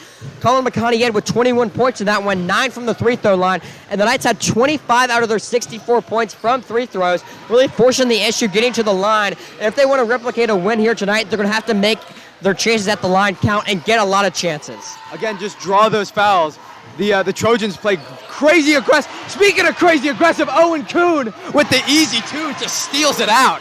Takes that one out of the cookie jar right there and turns defense into offense. We have a one-possession game. The Trojans lead 9-6, 5:06 left in the first quarter. Nightmare getting into it. Good defense. Rowe will drive in. He loses it, and it will stay with the Trojans. Nightmare not happy again. As we'll see Justin Gondard come out of the game for Telegadacha, and a like-for-like substitution guard-wise for the Trojans. I am rocking with the mash. Up and good, too easy right there. As the Knights caught sleeping right there for a second. Bounce pass to Morgan, he gets double-teamed. Back to Ireland, he'll drive in, lefty lay, easy money for the senior Ireland. That's what you expect from Ireland, those quick cuts. Just, clean passes right to him. Just that lefty lay that he's kind of known for. Just, knocking him down. Yeah, Ireland with 5 out of the Knights, 8 points so far tonight. Spin move right there. Great pass inside. Up and a travel on the floor on Gepacha. As he was looking for the and one, but will get caught a little happy feet inside in the paint. As we'll see Drew Johnson come out in favor of number 15, the junior Major League. Leak, a guy that started a lot of games early part of the season, kind of moved to a bench role, but kind of playing as a sixth man. McConaughey, a long pass to Ireland. Thinks about the three, drives baseline, he'll get fouled. So Ireland will go to the line already with 5 points tonight. And Ireland, we saw him start really hot in the season. Kind of cooled off as of late. Maybe this is a coming back game, as last couple of games in the single digits, but saying, hey, I might need to take over this game and kind of get back to my old ways per se. He's probably looking at last game, or the last time they faced off, he was a big factor in that game. He maybe needs to relive that old glory, kind of end the hot streak a little bit, turn up the burners, and he makes that free throw. As we see Ireland go 2 for 2 from the line right there. Trojans lead 11-10, 4:08 left in the first quarter. We have a good one here in Huntersville. Thank you for spending your Friday night with us. Drive in by Lee, spin move poked away, and the Knights will be going the other way. Up court, Ireland, righty lay, they'll take the lead for the first time tonight. Gosh, man, Braylon Ireland in that lay, man, it's like butter and toast, man. It just goes together. And that's a 12-4 run right here from the Knights. They fell out 7-0 early, but have been really putting it to the Trojans. That one goes on the under part of the backboard. Morgan gets it, cross-court pass to Kuhn. He'll go up, loses it. Ireland gets it, lefty lay up and good. Braylon Ireland has been looking really good so far for the Knights, putting it on the Trojans. He's on fire!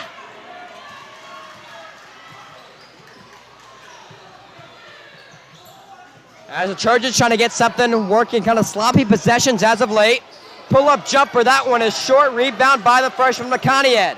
Hill tries to push the tempo up court, crossing half court. Slows it down a little bit. Over to Kuhn. Kuhn pump fakes, drives in. Lefty lay, he'll get fouled. Go to the line to shoot two. Oh, and an obvious foul, man. Again, the Trojans play super aggressive defense. That's just going to kind of bite them in the tail a little bit. And we'll see the Knights take, the fourth free throw of the night? Yeah, good work from Kuhn right there. Gets the ball, top of the key, pump fake, drives in. And we'll see if he can convert from the charity stripe. Up and good, a crispy lefty stroke from Kuhn. Kuhn, known as more of kind of a defensive and offensive rebound player, not really much of a shooter. But we'll see how he performs on this free throw line and offensively the rest of the night. Kuhn looking to go 2 for 2. And he misses that one. Rebound goes to the Trojans. Knights lead 15-11. Clock now under 3 minutes to go in the first quarter. Gonder, kind of the superstar for the Trojans with the ball, passes it. Brown. Lee comes up with it. Pull-up jumper, nothing but nylon. There's that good work right there from Anderson Lee, the junior. Trying to break that drought a little bit from the Trojans. Ireland will cross half court. Screen left side by Morgan. He decides not to take it and gives it to McConaughey. Screen by Kuhn. Now he gets double teamed. That's going to be a reach and foul on the Trojans.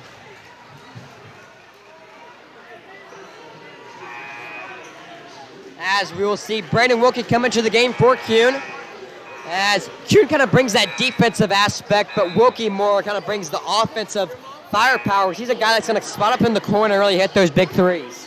Yeah, I mean, Wilkie, definitely a shooter. Both, taller guys, bigger guys, but it's just how they play with their size that kind of differs. And actually, the Knights are now in the bonus with the 5th foul being charged on the Trojans. That's something to look after. 5 fouls with 2 minutes, 29 seconds left. In the first period, may I add.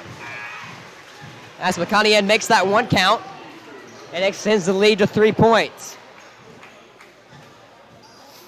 Knights started out a little cold, and then they just started to really just warm up from there. I mean, now they're on fire. But I think they realized that as long as they can possess their ball, as long as they can kind of slow down, run their offense, get those quick cuts and those easy lays that they're known for, this is going to be a piece of cake.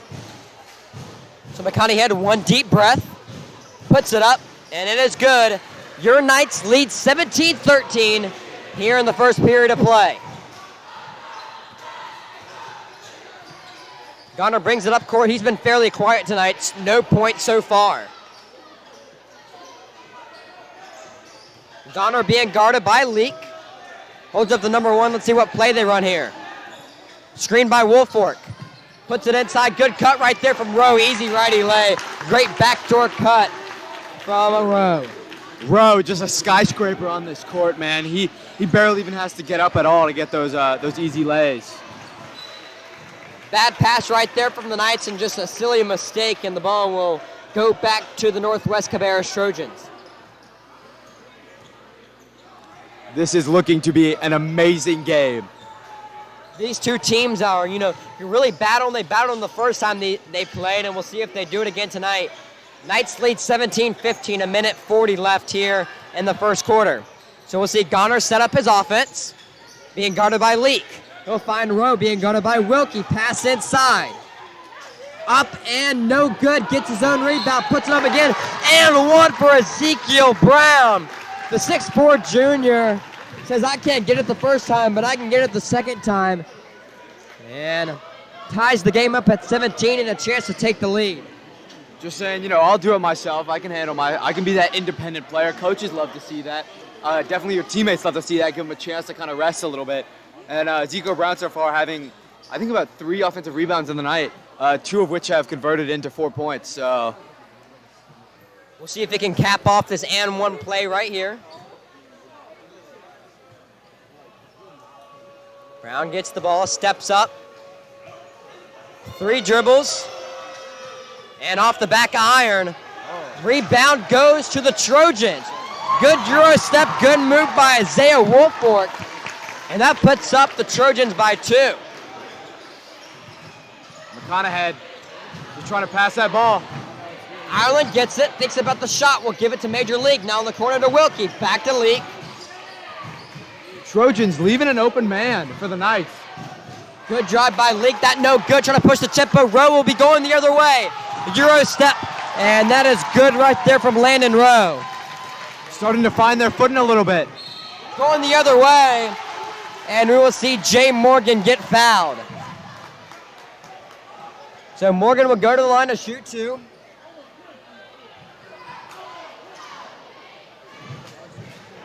As Jay Morgan's been really big so far the last 2 games for the Knights, as he had 23.6 rebounds last game in a big 81-44 win over the East Rowan Mustangs, where we saw 13 guys different score. As that's the first point of the night for Morgan, but especially a bigger team in Northwest Cabarrus, Jay Morgan's have to come up big.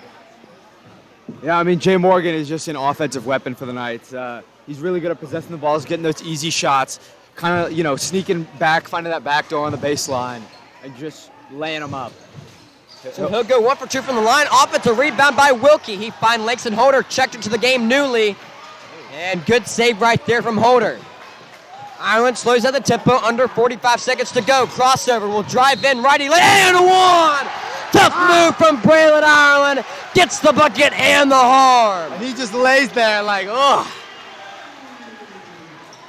Ireland taking matters into his own hands, something that he really hasn't done last couple of games.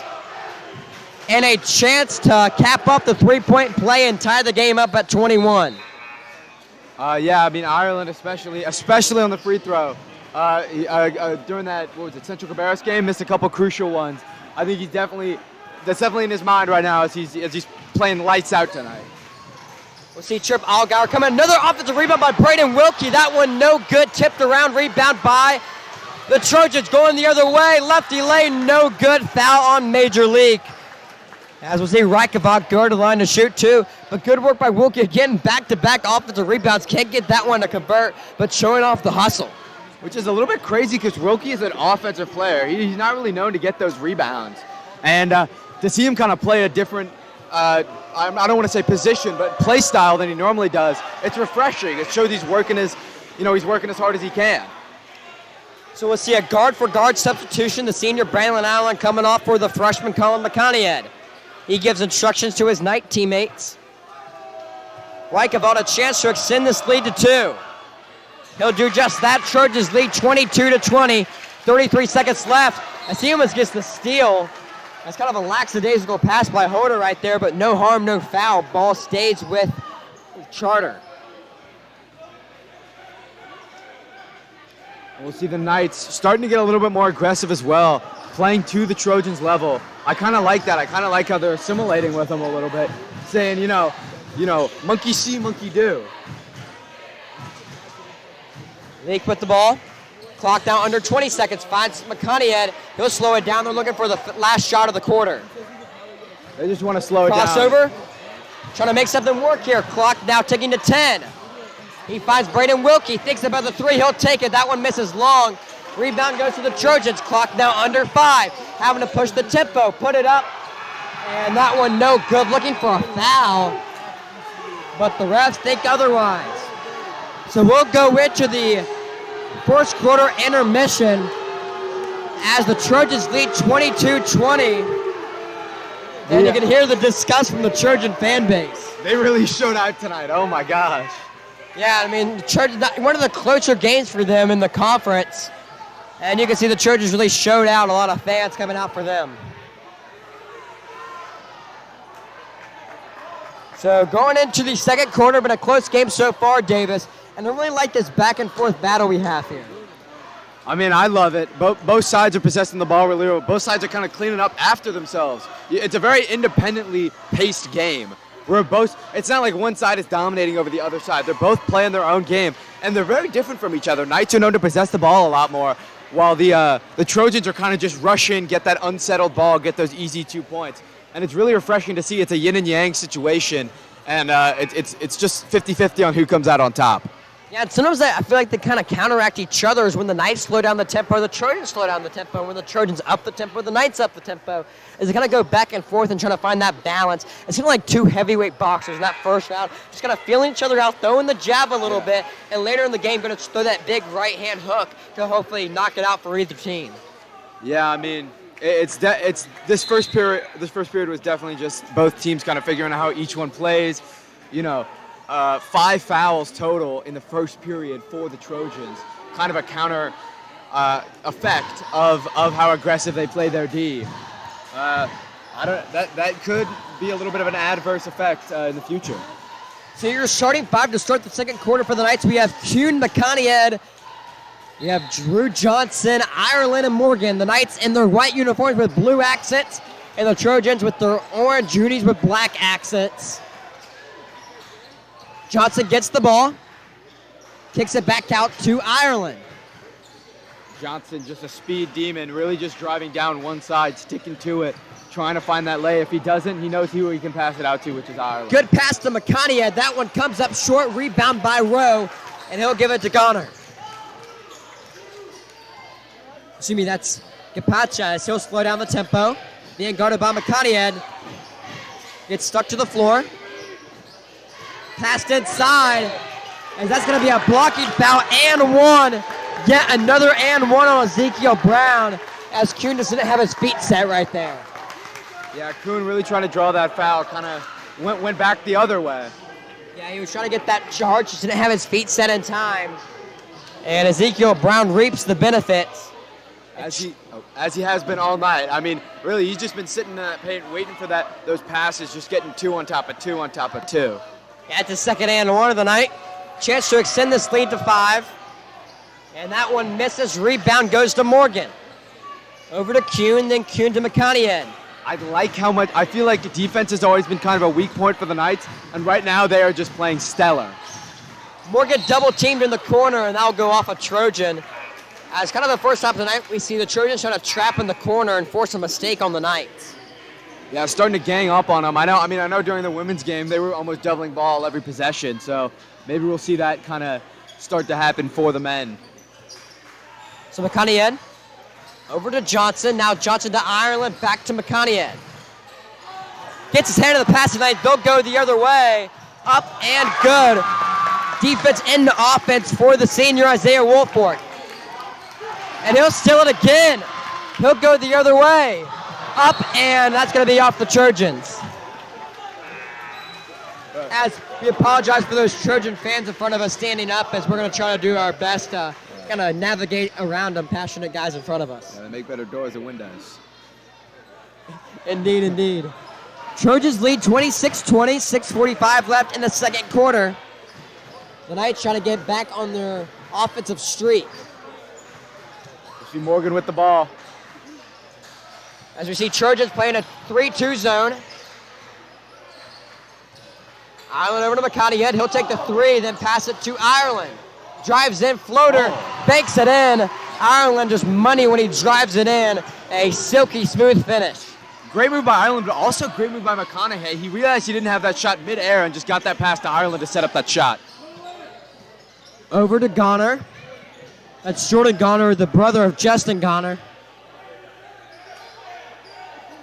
The Knights set up in a zone of their own. He'll take the long 3, in and out, rebound by the Trojans. Up and way too easy on the offensive glass for the Northwest Cabarrus Trojans. Ezekiel Brown, just a offensive rebound magnet. He just finds a way to get under that ball and get it every time. Knights are really going to maybe have to put 2 guys on him. We see Ireland take a 3, maybe a little bit of a heat check right there. Feeling good as of late. No good, as they will push the tempo the other way. Thinks about the 3. Won't take it. Up to Lee, top of the key. Excuse me, that's Reichavolt. And now Gipacha. Clock under 5 minutes, 30 seconds. Trojans lead by 6. Knights set up in a 2-3 zone. Works it around. Good ball movement by the Trojans. They'll make it count. 3 ball by Aiden Reichavolt, the freshman. Reichavolt he's really finding those backdoor seams and just getting those easy underlying shots. Braylon with the steal. Owen. Over to Wilkie. 3 ball. Nothing but nylon. And Coach K calls a timeout. McConaughey with the Cinderella story, losing his glass slipper, had to put it back on mid-play.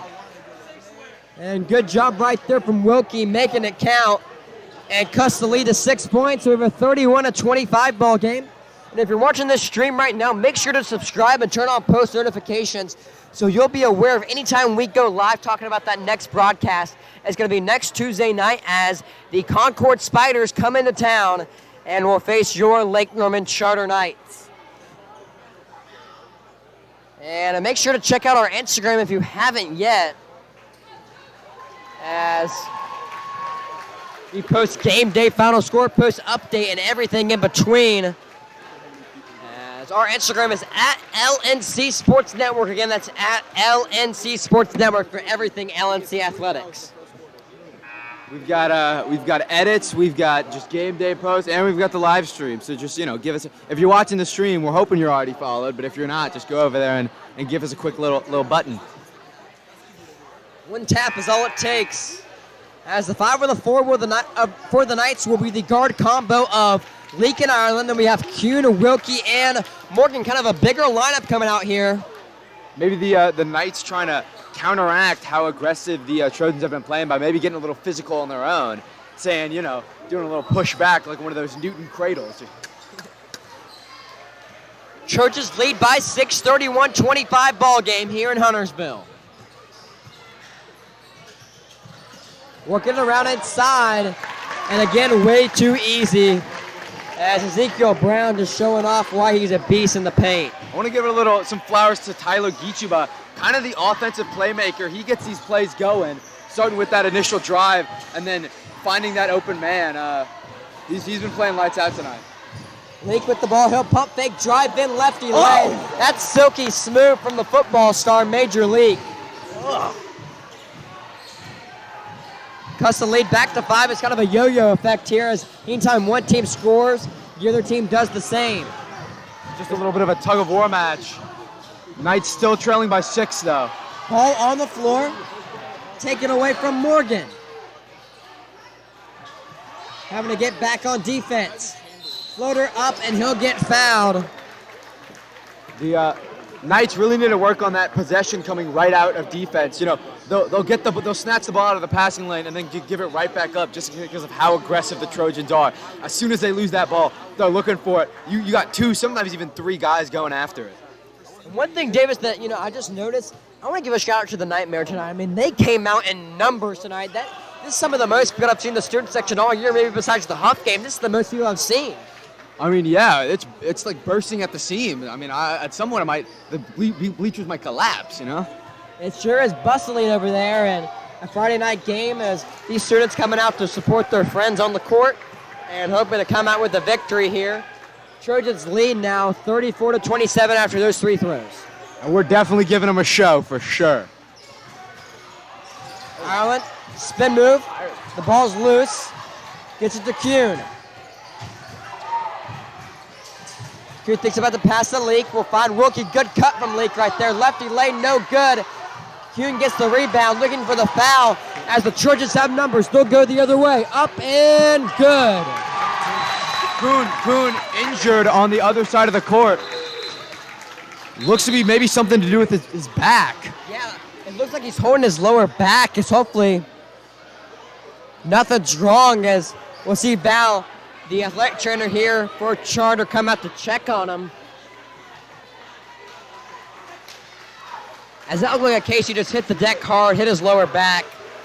And something that's going to leave a bruise in the morning. I mean, he's a baseball guy. I know he's been hit in the back by a pitch before, and that definitely doesn't feel good.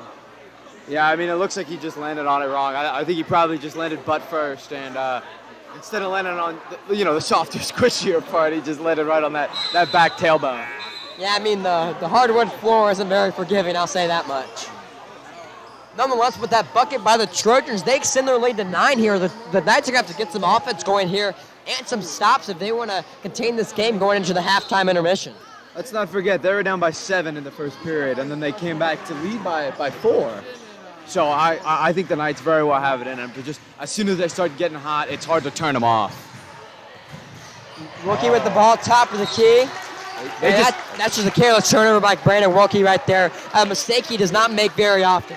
No, Wilkie kind of just a lockdown player, very solid guy, very reliable. Again, it's very rare you see one of those mistakes.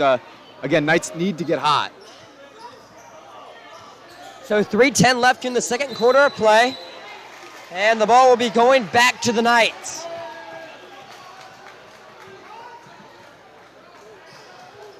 Coach K clapping for his guys. You're trying to get some momentum here. I feel like the Knights just need to see one fall, and then a lot more will come after that. Definitely. I feel like that's how it is for most games. They're a little bit of a dry spell, and then they get that drop of water, and then it's just a thunderstorm. They definitely are a very streaky team at times. Good stream right there from Algar. Drive in, Major League. Gets his 4th points of the night right there. Now the Knights just have to get back on defense and play aggressive because now, speaking of aggressive, the Trojans are starting to play some super aggressive offense, starting to just get in between that paint. Looks like the Knights set up in a 2-1-2 zone with Algar in the middle. Cut baseline. Yeah. That's going to be blocked and will stay with the Trojans. But good defense right there. So I like the switch to the 2-1-2 zone as the Knights have had trouble guarding that paint right there. You put the big guy, Algar, in the middle. The two guys on the top and the bottom, and have Algar knock down that middle and trying to stop guys like Ezekiel Brown taking advantage of you. Just getting that easy slide, too, if someone's getting a quick, backdoor cut. Rowe will drive in. Now kick it out. 3 ball. That one up and rims out. Rebound by Rowe. He'll put it back up. Gets fouled. As Rowe has been a great player on the offensive board tonight for the Trojans. You know, Rowe really going to draw on those fouls. I believe his third free throw of the night. Made everyone but one, so. As even with the Knights counteracting with, their 3 biggest guys on the floor with Trip Algar, Jay Morgan, and Brandon Wilkie, the Trojans at times still having their will at wanting to get on the offensive boards, getting those second chance points and drawing the fouls inside the paint. The Knights just have, the Trojans just have size and speed, and it's kind of hard to play against both of those. Because sometimes if you got a guy who has crazy speed but not a lot of size, you can kind of just bust him a little bit. But they have both, so it's really hard to muscle against these guys, get those offensive rebounds. Because as soon as they get a defensive rebound, they're hustling their way back to the rim and just getting those easy 2 points. Righty stroke by Rowe is good. Extends the lead back to 9 points. We have a 38-29 game, 2:20 left in the second period of play.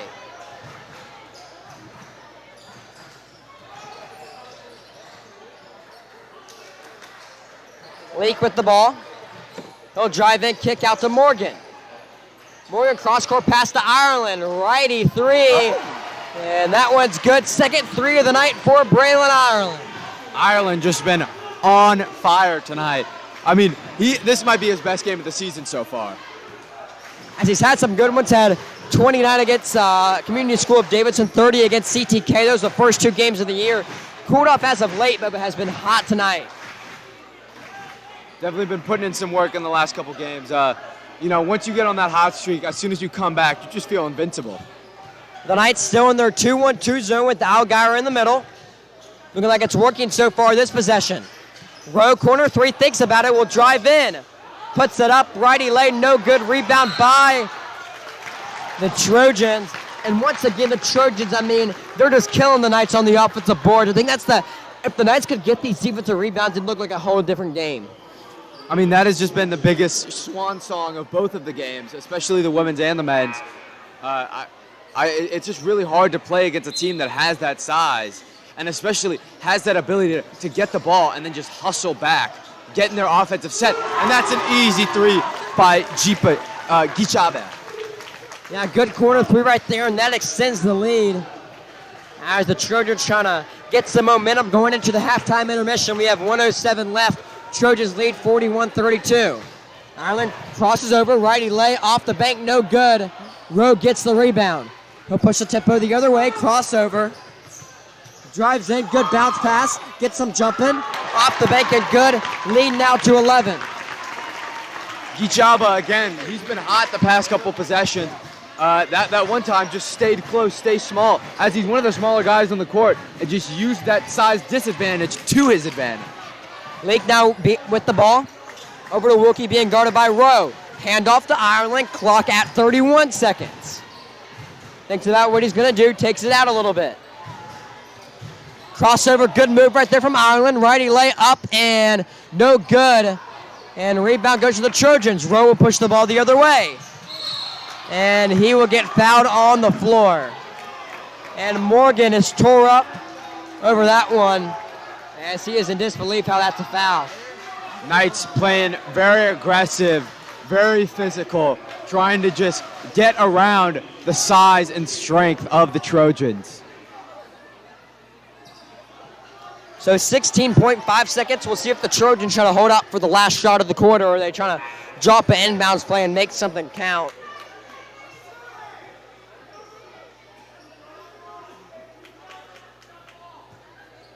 As the Trojans in the bonus now, so Rowe will go to the line to shoot two. Takes a deep breath. Rowe with his 4th free throw of the night, showing how good he is at drawing that foul, and he'll make it. And not only is he good at drawing those fouls, but when he gets to the line, he makes them count. As we see Isaiah Smith check into the game for the first time tonight, a guy that hasn't had that many minutes, but the first time that these two teams played, hit 2 crucial threes in the second half that really propelled the Knights in winning that ball game. Zay, yeah, I mean, he's kind of another guy that you put in a little bit later in the game, but he is a jack of all trades, man. He plays great defense. He can possess the ball really well. And if that's someone that you kind of need in a position like this, we can kind of put him in any situation and say, hey, play your heart out. We know you got to do something.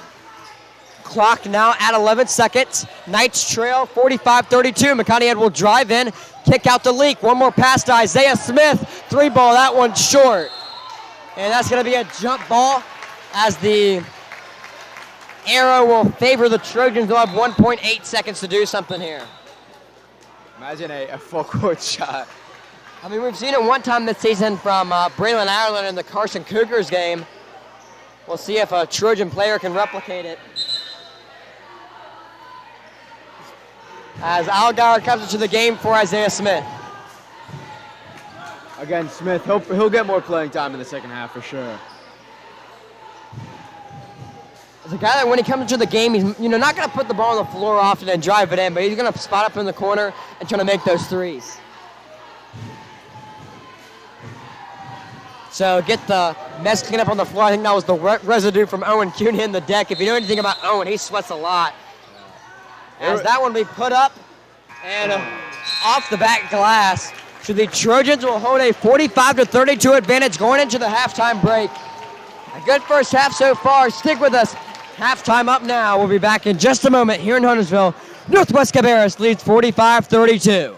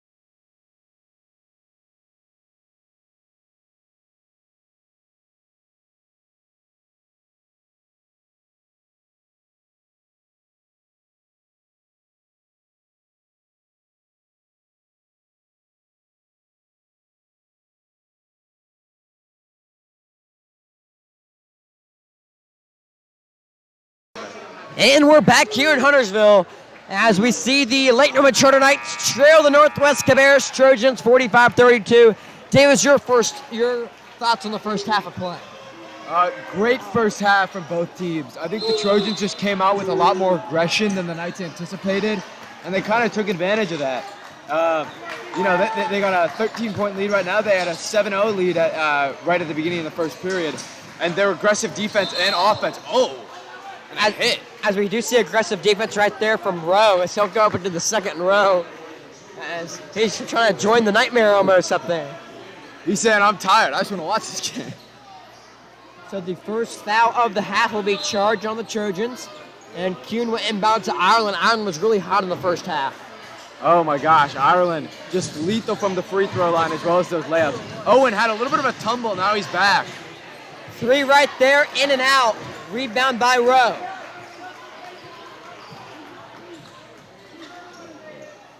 Rowe, over to Goner. Back to Rowe.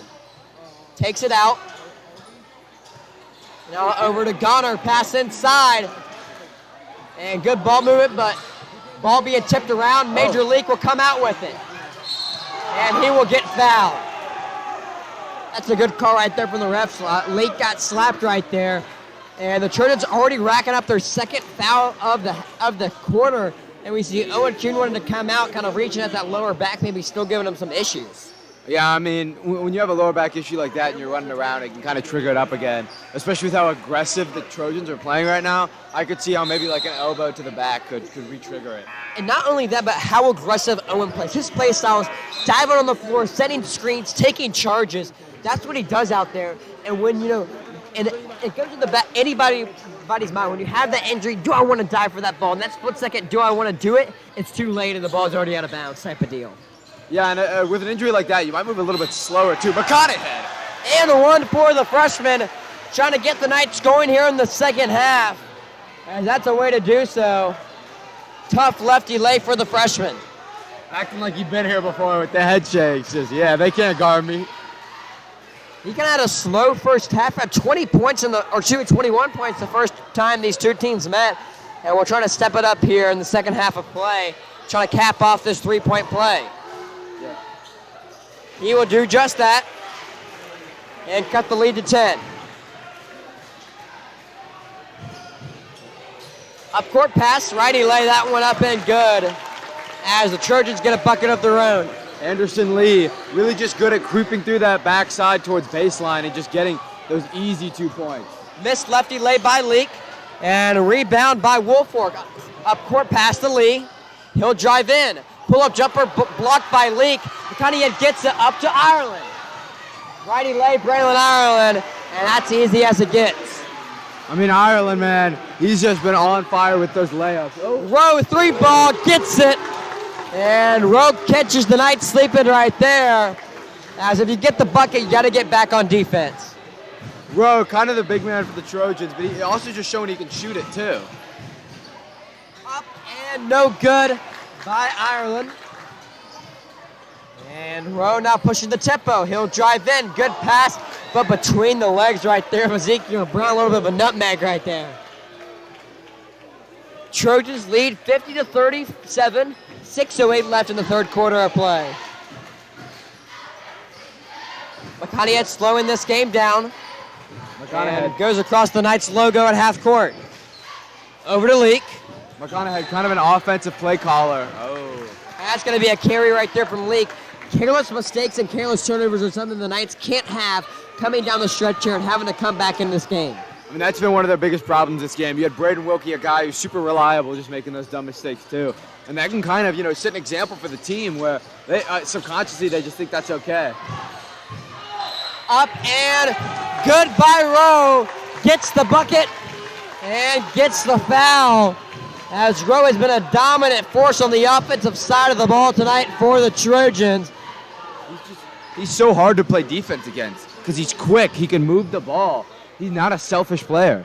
He's not. And one thing also to add on to it is, he's linky, and he can use his linky frame to his advantage and really make it difficult for the Knights defenders. Chance to extend this lead to 16. And Rowe does just that. And talking about this deficit for the Knights, they have a 5-game home losing streak right now, not trying to make it 6. This is something that's very unlike this program, losing games at home.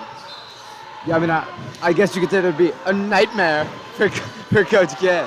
You could say that, but still a lot of time left in this game. 5:40 left in the third quarter. McConaughey trying to make something work. 3-ball. No good. Rebound by Rowe. He's everywhere. Pass. Pull-up jumper. Short.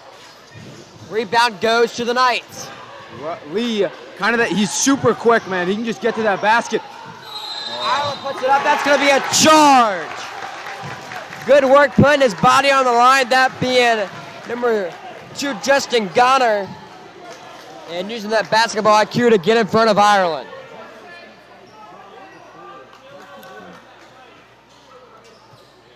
So Justin Gonner, the man averaging 15.6 points a game, 3rd in the conference. But we haven't really seen him do too much on the offensive side of the ball tonight. It's really been Rowe. I mean, yeah, Rowe has just been taking that dominance to a whole new level. He's been getting those rebounds and taking it himself, getting those 2 points. As we'll see a like-for-like substitution, Wilkie coming off, Jay Morgan coming on. As Morgan's going to have to get something going here, as the Knights have really had to bank on him last 2 games, but has been quiet so far. Got in some foul trouble the first half. So we'll see if he can be smart here. That's going to be a foul on Leak going up for that ball. And now they're just playing too aggressive, man. They're really trying to get to that level that the Trojans are at, but the Trojans are performing it a lot more quicker and a lot more effective. Their precision.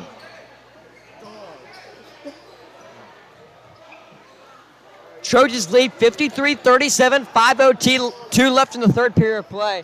And we're talking about how critical this game is for the Knights. Right now in the Max Preps rankings, the Knights are ranked 32nd. You might be asking, Zane, why is that so important? The top 32 teams in the 3A West make the playoffs, so the Knights right on the brink of making those playoffs. And plus with the automatic bids and conference bids, the Knights are right on the bubble looking in. And the Knights, man, they need to win this game. This will also just be a motivator for them. You know, they came off of that last win against East Rowan, but the Northwest Cabarrus Suns 22nd in the playoff rankings. So they've already got their spot. They've already got their golden ticket. They can kind of play a little bit more looser. And that's going to be yet another foul on the Knights right there. They're really racking them up here in the third quarter of play. That's already their 4th team foul with more than 5 minutes left. It's actually, that's going to be Knights ball, as it looks like the way that the Knights reacted, it was going to be a foul. The student section reacted the same way, trying to take his whistle, but in the end, the call benefits them. McConaughey will drive in, pass out to Ireland, takes the corner 3, gets it. Ireland has been locked in tonight for the Knights, as he's the leading scorer. Ireland. 3-ball, wave it off, as, we see Coach Julian Carlton takes a timeout right before Anderson Lee knocked down that 3, unfortunate. As Carlton, a first-year head coach, has really stepped into this role as Northwest Cabarrus head coach, one of the younger head coaches you'll see, and has really been motivating his guys tonight. Kind of just saying, you could see, that's on me. I shouldn't have called that timeout there. I should have had faith in my guys. That's just something that a first-year coach will do, you know? They haven't been working with the guys as long, it's only been, 2-3 months that they've had time to bounce off these guys. And, you just make that safe call that just, doesn't work out for you in the end.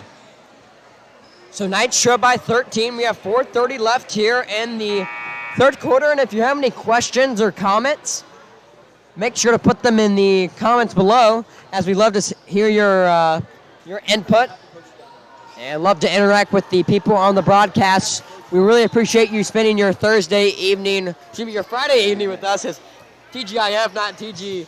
Thank goodness it's Thursday. Thank goodness it's Friday. Lee with the ball, top of the key, trying to work it around.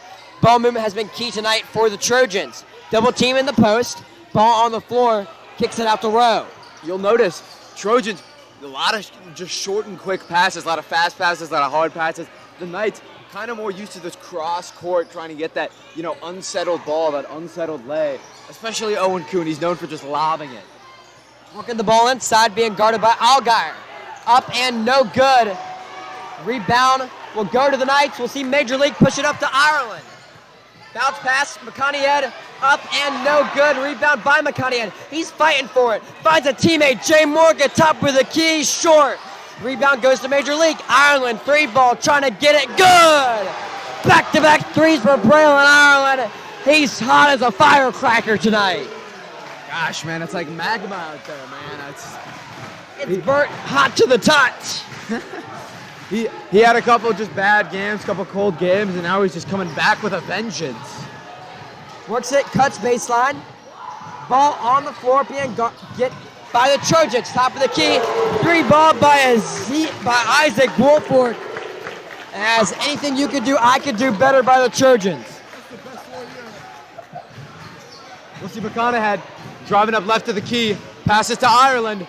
Ireland drives. Behind the back. Good move by Ireland, righty leg. I mean, that's a tough finish by Ireland. I mean, he had pressure on him too. That was not an easy shot to make. 56-45 ball game, 2:48 left in the third quarter. Garner trying to set up his offense. Knights back into the zone. Rowe with the ball, he'll take it back up. And find Woolfork. Pass inside to Rowe. Good defense by Leak. Pass to Garner, easy righty lay. Ball movement, ball movement. Those are the key 2 words tonight for the Trojans. McConaughey now pushing the tempo. Crossover, and that's almost in by McConaughey. Fight for is Allgaier. Now the Trojans going the other way. Anderson Lee pushing the tempo. He'll drive big, good defense by Morgan, but even better lay by Anderson Lee. We'll see Morgan slowing the tempo down a little bit, trying to get in their offensive set. Trojans lead by 15. Crossover by Morgan. Drives in, righty leg, good. Cuts the lead to 13. Coach K calls a much-needed timeout. Yeah, those boys are tired. You can tell. It's just been offense, defense. They've been getting physical. They've been giving some. They've been getting some. It's just been a very even ball game so far. As you know, if you're Coach K here, you have to say it's a 13-point ball game. Let's get this game to single digits going into the fourth quarter and see if we can get on one of those streaks. You know, we saw the Knights earlier fall down 7-0 and come back and was leading by 4 in that first quarter. Let's see if they can be streaky once again in the fourth quarter and make this game really interesting going down the stretch. As we see the Charter cheer girls trying to get that nightmare into it. The jersey theme tonight. And you'll see in the front row all those donated jerseys. Shout out to Coach Porter who donated a lot of those old Charter jerseys to the fans. I mean, they're sporting them. I saw Gabe Torres in full uniform out there. Looked like he was going to suit up and play shooting guard later. You know, that'd be a sight to see. Just have Gabe Torres running the court. You know, he's a little bit of a shorter guy. I mean, second baseman by day, shooting guard by night. Yeah, the leg sleeve is something too. Yeah, I mean, Gabe Torres at shooting guard, Landon Cooper at referee maybe. I mean, that's a combo right there I'd love to see. I like the sweatband too. Yes. He's in full attire. He's looking like the Harlem Globetrotters out there tonight. As we love to see student participation in the Nightmare. And, I mean, every year it feels like they just step it up one more notch. I think as this program progresses, so will the Nightmare and their enthusiasm for this team. Rowe drives in. Good pass, good leg right there. And he misses, actually. In and out. Rebound goes to Leak. He'll find McConaughey. Crossover, tween. Top of the key for Leak. Leak, Ireland, thinks about the 3, will take it out top of the key.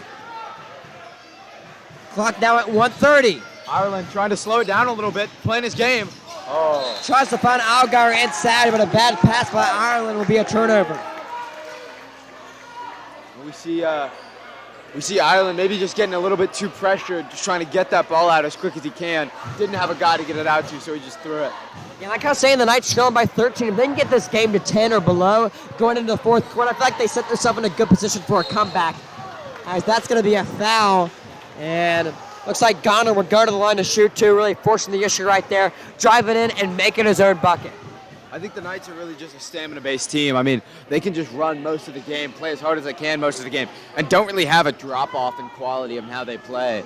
So maybe, again, we don't really know how the Trojans play, but maybe they'll start to get tired out towards the end of that, fourth period, and we can just take advantage of that, get a couple easy points. 13, that's 7 or 8 possessions that we can just... Yeah, that's a very attainable number as we see Garner go 1 for 2 from the line, extends the lead to 14. We'll see the Knights. They're going to try to chip. They say Rome wasn't built in a day. This lead is going to get cut in half in a possession. The Knights are going to have to just put in that clockwork. Foul on the floor. That's going to go on the senior Isaac Wolford. Wolford, throughout the game, been probably the most aggressive defender. I believe he's drawn 2 or 3 of the fouls that have gone for the Knights. Again, he just gets in the guy's face and, bumps up on him a little bit. And he says, I'm here. You can't pass the ball when I'm here. As with that foul, the Knights move into the bonus, and we will see Ireland go to the line to shoot 2. I see that Trip Algar going to the line to shoot 2. It looked like at first Ireland was the one that got fouled, but it's going to be the junior Algar as that one goes off the back rim. Ireland getting a little chippy with the ref. A passionate guy out there doing anything he can to win. 10 world. Algar will go 1 for 2 from the line. It's kind of a friendly roll, maybe some home cooking on the roll right there, and cuts the lead down. Nightmare maybe, blew on it a little bit. We see Lee with the ball in the corner, over to Goner. Now to Rowe. Knights in their zone, kind of forcing the Trojans to shoot it from the outside and not getting those easy buckets. Shorter time, but they still have time to possess. Trojans trying to whittle this clock away. Clock now under 40 seconds. 3 ball up and no good. Rebound by Rowe. Puts it up, blocked away. Ball loose. McConaughey gets it. He forces the issue the other way. Slows it down. Spin move over to Jay Morgan. And yep, that's going to be a travel on the junior. Morgan, just this game, been making kind of those sillier mistakes, I feel like.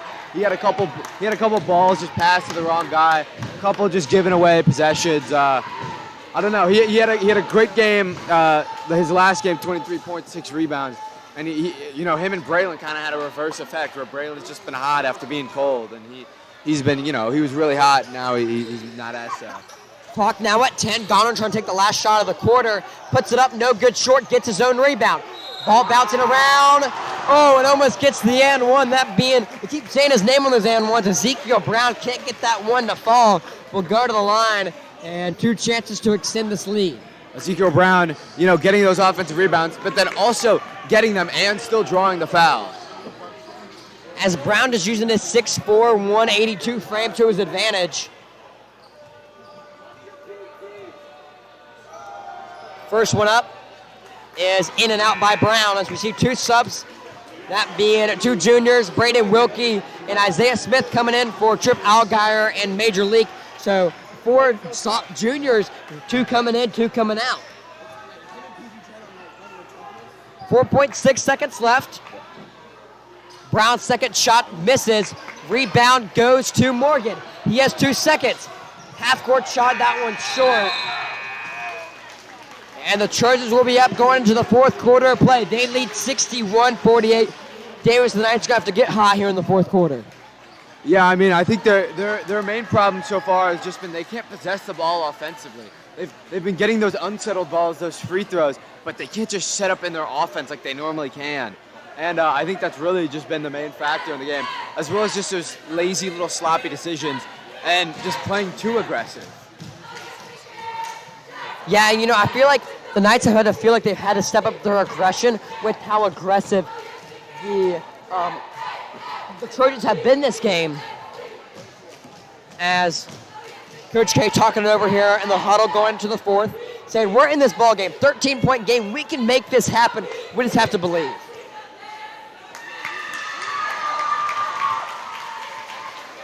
As once again, our next broadcast will be Tuesday night against the Concord Spiders, as we'll have everything live for both the men's and women's games. The women's games going live at 6 o'clock, men's scheduled to tip off for 7:30. And to get that link, make sure you're subscribed here on YouTube, and we also post the link on our Instagram page at LNC Sports Network. And one thing we want to mention, as we want to congratulate our swim team here at Charter, both the men's and women's swim team, as they are conference champions, as they're really showing their dominance here in the conference. So many individual titles on, so many different strokes, the freestyle, backstroke, breaststroke, butterfly, whatever it is. They are really versatile in winning that conference championship. We had 20 first place finishes for the Knights in 20 different respective strokes, which is just incredible. As first foul of the quarter will be charged on the sophomore, Drew Johnson. As that one was on the floor. So we'll see Anderson Lee inbound the ball for the Trojans. Lee, again, been that backdoor cutter for the Trojans. That's been kind of his main role. So we see Julian Collichin, the coach for the Trojans, trying to get everything set up. Kind of trying to get that towel, as we saw another guy hit the deck hard. Trying to clean that up. I feel like we need a ball boy out there at this point, trying to clean up the sweat. I mean, I feel like I'm watching an MMA fight. I mean, it's just hit after hit.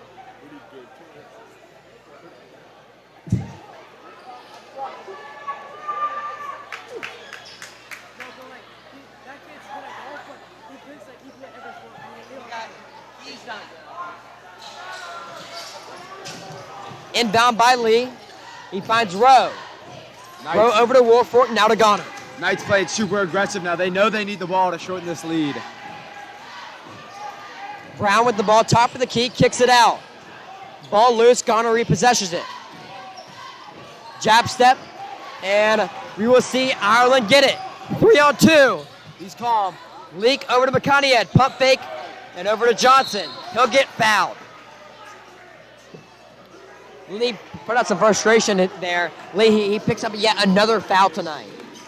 Yeah, I mean, Wolford and Lee, just two of the most aggressive defenders I've ever seen broadcasting. They'll just get in your face. They'll let you know they're there and cause a little pain. Lefty lay by Leak, up and long. Rebound goes to the Trojans. Now they have numbers. Rowe up court to Brown. Drives in, kicks it out in the corner. 3-ball. That one no good by Reichevald. The Knights now going back the other way. Johnson with the ball. Ireland drives in, and he'll get stuffed, but a foul. And we'll see Ireland go to the line to shoot 2. Plenty of fouls now for the Trojans. This is how we take the lead. It's just these free throws and these easy points. Yeah, those easy points. And, you know, when you get to the line, you have to make it happen, and you have to make it count. And Allen has done a good job about getting to the free-throw line, as he leads the conference in free throws this year with 54 made.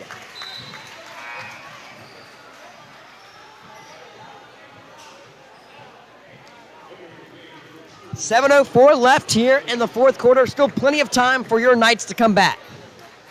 Yeah, I mean, for the comeback that they had in that first period, I thought it was already over. I thought they had already pittered it out, but Ireland go 0 for 2 from the charity stripe. Very unlike him, especially in this game where he's been red hot. As Morgan swats that out of the air. And that will stay Trojan ball. But Jay Morgan, I mean, he looked like an NFL linebacker, slant across the middle and says, "Get that out of here." Put it down with authority. It's like the boss that told him about his mother, man. Inbound goes the row. And now Goner with the ball, top of the key, being guarded by Johnson. Over to his brother, Jordan Goner, now Rowe. Back to Goner. See what the Trojans can do here in their half-court offense. Screen by Rowe. Good defense by Morgan. Rowe can't get the pass, and McConaughey will go the other way. Passes half-court. Will drive in lefty lay. That's tough, no good. And the ball will stay with the Knights as that goes off Jordan Goner. The Trojans are looking tired. They've been playing their hearts out for 3 periods, and now it's starting to catch up with them. Again, the Knights, a stamina-based team. This is the time where you shorten that lead. This is your time. It's the last period in the game. It's all or nothing over here. That's going to be a travel right there on Jordan Goner. Kind of unfortunate. Maybe a wet spot on the floor. Maybe a sniper got him, took out his foot. It slipped, but need a towel right there to clean that up. But, you know, the thing is, when you come with the stamina, this is where your offseason work comes in. When these guys, man, Coach K, you can't make us run another 17, and he makes them run for these moments right here, late in the game. You have more stamina than the other team. That might win you the ball game. And so far, that has just been the story of tonight. I mean, the Trojans have come out heavy, but they've kind of pittered out a little bit. And now the Knights can kind of take advantage of that, play their game, slow the ball down. I mean, you have 6 minutes left. That's still plenty of time.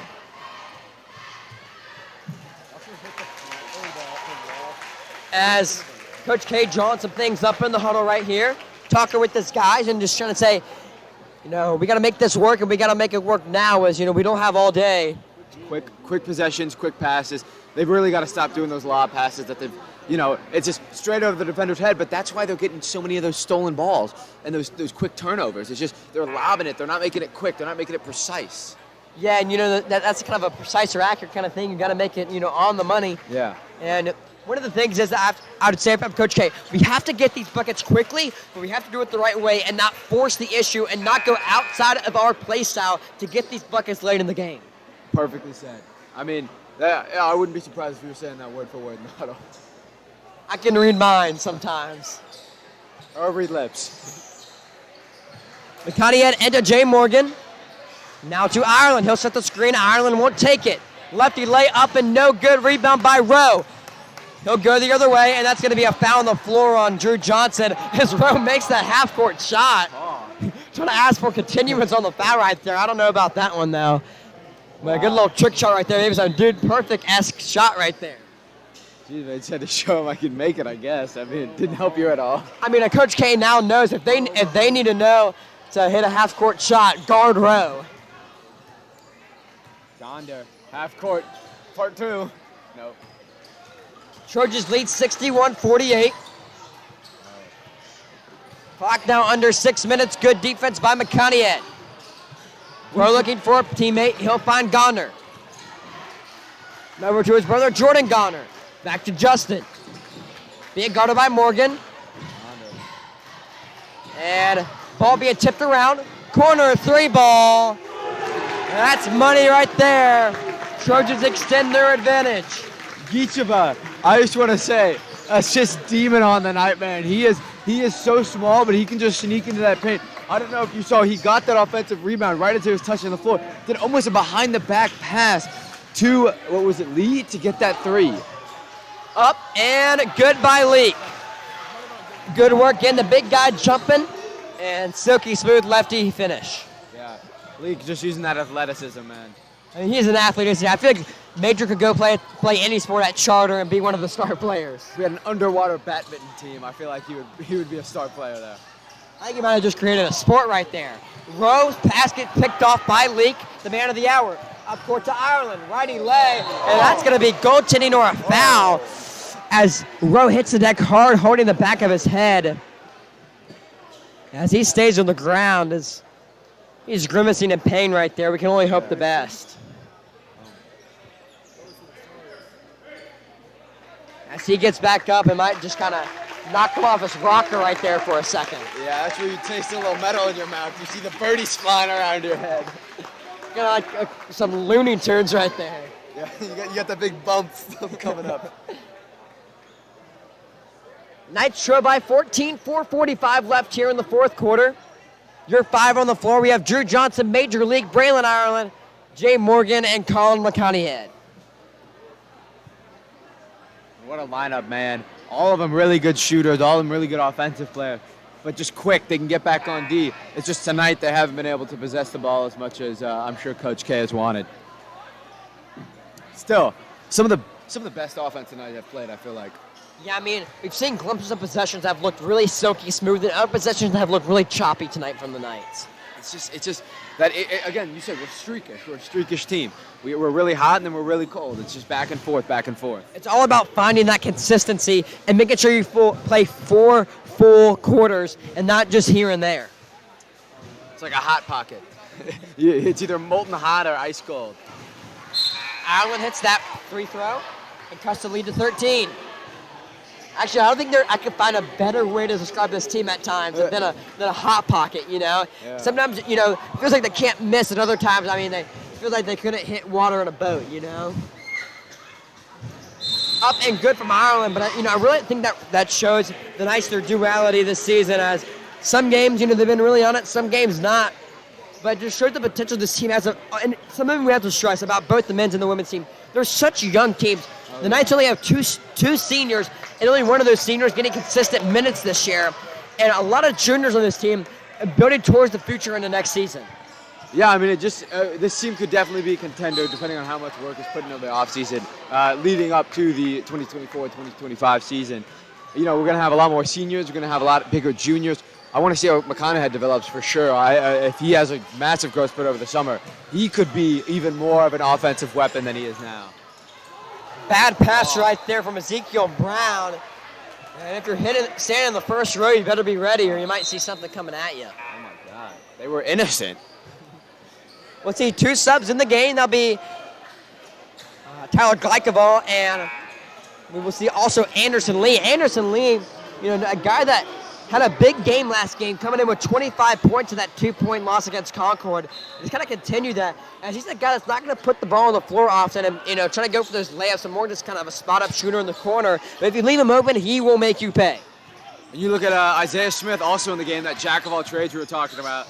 Really good at finding that open space. 3-ball, that's going to get blocked. And that's going to fire up the Trojan faithful. They brought a great road crowd here tonight, Davis. Man, they have just brought the energy for sure, and that's why I don't think they haven't, they've had that almost home court advantage while still being away. Good cut from Ireland, tries to save it, and it will go to Anderson Lee. He'll push the tempo, drives in, and that's going to be a foul on Isaiah Smith. Nothing really Smith could have done there. Oh, I mean, actually, good job on Smith. Brown a lot bigger than he is, and still able to get up there and kind of say, you might be bigger, but you're not stronger. Smith, that jack of all trades, man. So we'll see the 6'4" junior Ezekiel Brown to go to the line. He shoots 2, and a chance to extend this lead to 14 if he hits both of them. He gets the first right there. And, the thing is, Davis, is like, if you extend this lead to 14, then you're kind of running out of time, and you're going to have to step on that gas pedal more and more before it gets too late. This is where the Knights need to press out on defense, play as aggressive as they can, but also still play as smart as they can. During that third period, they were playing super aggressive, but they were drawing a lot of fouls, getting over a lot of, free throws. And the Knights cannot take another, 5 or 6 points. As that's going to be a push-off on Jay Morgan. And he's in disbelief on that call, but I kind of see where the refs are coming. First he had a little push-off, didn't call it. Second time, a little more of a push-off to create some of his own space. The ref's going to call it the second time. Morgan just been making some dumb mistakes tonight, I'll say. Normally just a stellar, phenomenal player, but, he was hot, and now he's not like a hot pocket. As he's going to get subbed out of the game, as we've really seen some foul trouble tonight from Morgan. That's really unfortunate for how good of a player he's been for the Knights as of late. We'll see Wilkie come in, though. I love easy guy, open down court as he takes it out, does not decide to shoot it, maybe trying to waste some time. Lob, and that one's no good. Gets his own rebound, and the Trojans doing what they want at will. Gosh, I mean, you got Coach K right now. You got to just say, lock down the paint, That's just been their biggest issue. They've been just letting up easy layups. Leak tries to drive in, and that's going to be a blocking foul, as he didn't have his feet set, and that's a good call right there from the officiating crew. I feel like they've called a pretty even game so far tonight. Oh, great job officiating for sure. I feel like it's just been going both ways. Every call, there's nothing where I could say, oh, that was a robbery, Isaiah Smith passing in for the Knights. Braden Wilkie, never mind. Knights trail by 15, 67-52, 3:33 left here in the fourth. Corner 3, Wilkie, no good. As we will see Jordan Goner step out of bounds, and it will retain Knights possession.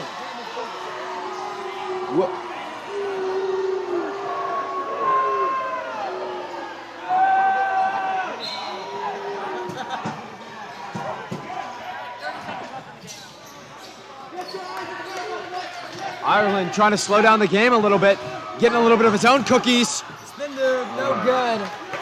And Davis, I hate to say it, but without a bucket right there, that makes things for the Knights look more and more or less possible. 15 with, yeah.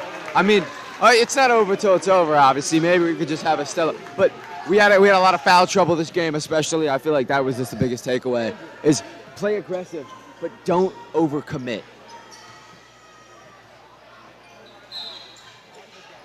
So rebound by Anderson Lee.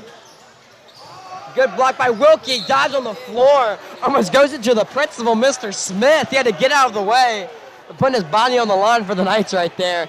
Mr. Smith's got to watch himself. Hey, no matter the outcome of this game, Knights have put their body and their soul on the line. This is the hardest I've seen them play. And they know that this is a must-win game tonight for the Knights. And they've done everything in their power to. It's just sometimes they haven't hit the shots they needed to, and the Trojans have been really good on the shooting side of things. That's going to be a travel right there. A little too much of happy feet playing some maybe some Congo dancing right there. You know, maybe doing a little waltz, a little shuffle, a little Cupid shuffle. Ireland bring up the ball, down by 15, now under 3 minutes to play. Ireland, offensive play calling, trying to...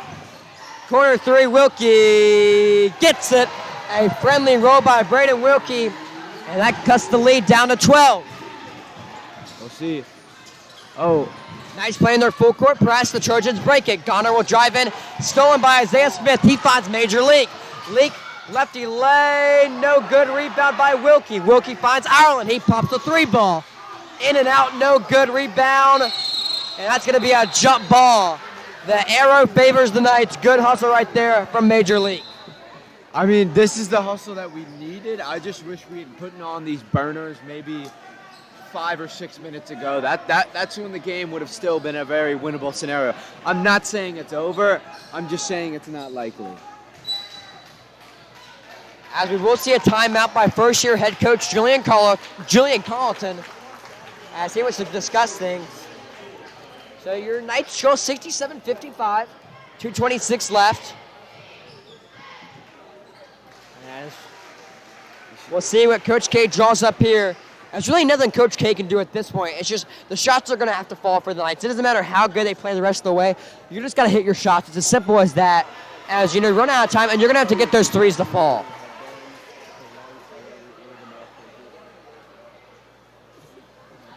Yeah, I mean, the Knights, you know, I think that the Trojans just came out so aggressive, and the Knights just didn't know how to react to that. I feel like they kind of assumed that since they had won before, the Trojans would kind of, you know, play a little more passive, try to figure out what they did wrong last game. But they just came out swinging, and the Knights didn't have the defense to kind of, you know, stop that full, just frontal assault.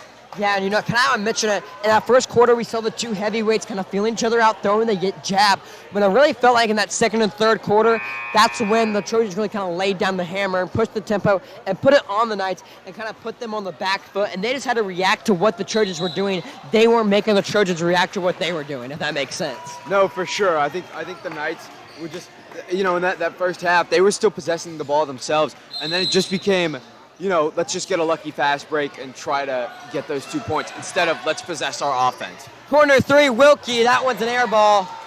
Trojans will be going the other way. Anderson lead with the rock. He finds Brown getting double teamed. Cross-court pass. Trojans maybe trying to play some keep away right here, trying to waste some clock, but Leak will come up with it.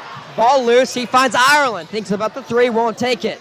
Gosh, there's been so many loose balls. I swear, it's just... Leak thinks about the 3, will pass to Isaiah Smith. He'll take the 3 ball. No good. Rebound goes to the Trojans. Ireland trying to fight for that ball. Going to go out of bounds. Clock now under 2 minutes. Knights trailing by 12. Again, one of the biggest issues I feel like with the Knights was they would just kind of give up if they started to get down. And their biggest victory of this game is they've just been playing their hearts out. I mean, the guys are exhausted out there. You can tell Braden Wilkie putting his hands on his knees and just putting it all on the line tonight. Knights still playing that full court press. Trojans slowing down the tempo a little bit. Smart right there from Northwest as they're just trying to waste some clock and be smart with the rock. Knights playing too aggressive on defense. They're leaving a man open. And that's allowing the Trojans just to pass around the ball and kind of play some hot potato. Ezekiel Brown was just open in that back left court. And if he's back there, he's just going to go up and either make that easy layup for 2 or take that shot for 3. And the Trojans playing hot potato, that forces the Knights to foul. Another big trouble for the Knights is just fouling tonight. Knights trail by 12, under a minute 30 to go, standing at a minute 27. And Justin Goner goes to the line to shoot 2. Goner only a sophomore, and I feel like this is a guy that we can see a lot of going into his next 2 seasons if he decides to stay at Northwest. For sure. I mean, he's just been dominant. He's been able to, you know, pick that ball up from the defensive side and bring it. Those quick turnovers. That's I feel like his biggest strong suit is he can cover up that passing lane, just snatch it out of the air, and just make those quick moves, those quick dodges. Those quick moves, the like spin moves. He was phenomenal with tonight. I'll say that. And then also he was pretty solid on the free throws. So. As the ref's trying to get checked out, I think the foul situation, how many fouls certain guys have. Trying to make sure everything's ironed down. Coach K calling his guys over. Guys, pulling out the whiteboard, seeing what he can muster up here.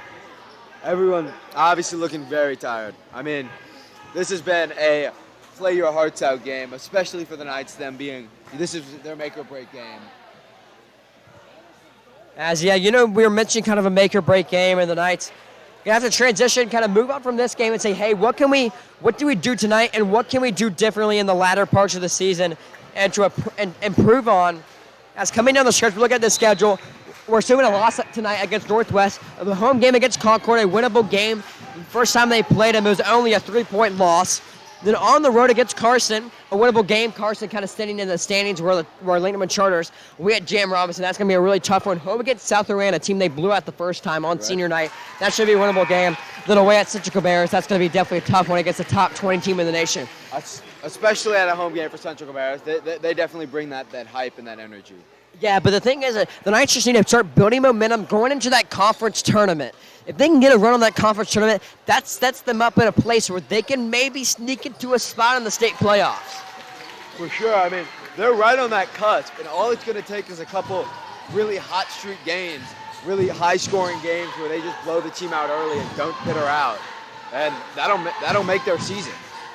Wilkie in and out. He's been unlucky last couple of 3-point attempts. I mean, they've just been so close.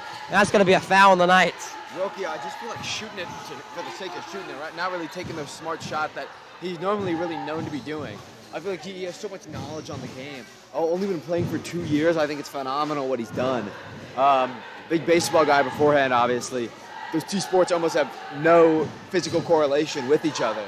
But he's just learned the game, and he's I'm not going to say he's mastered it, but he's mastered the things that he's good at. And when you're on a team like this, that's all you need.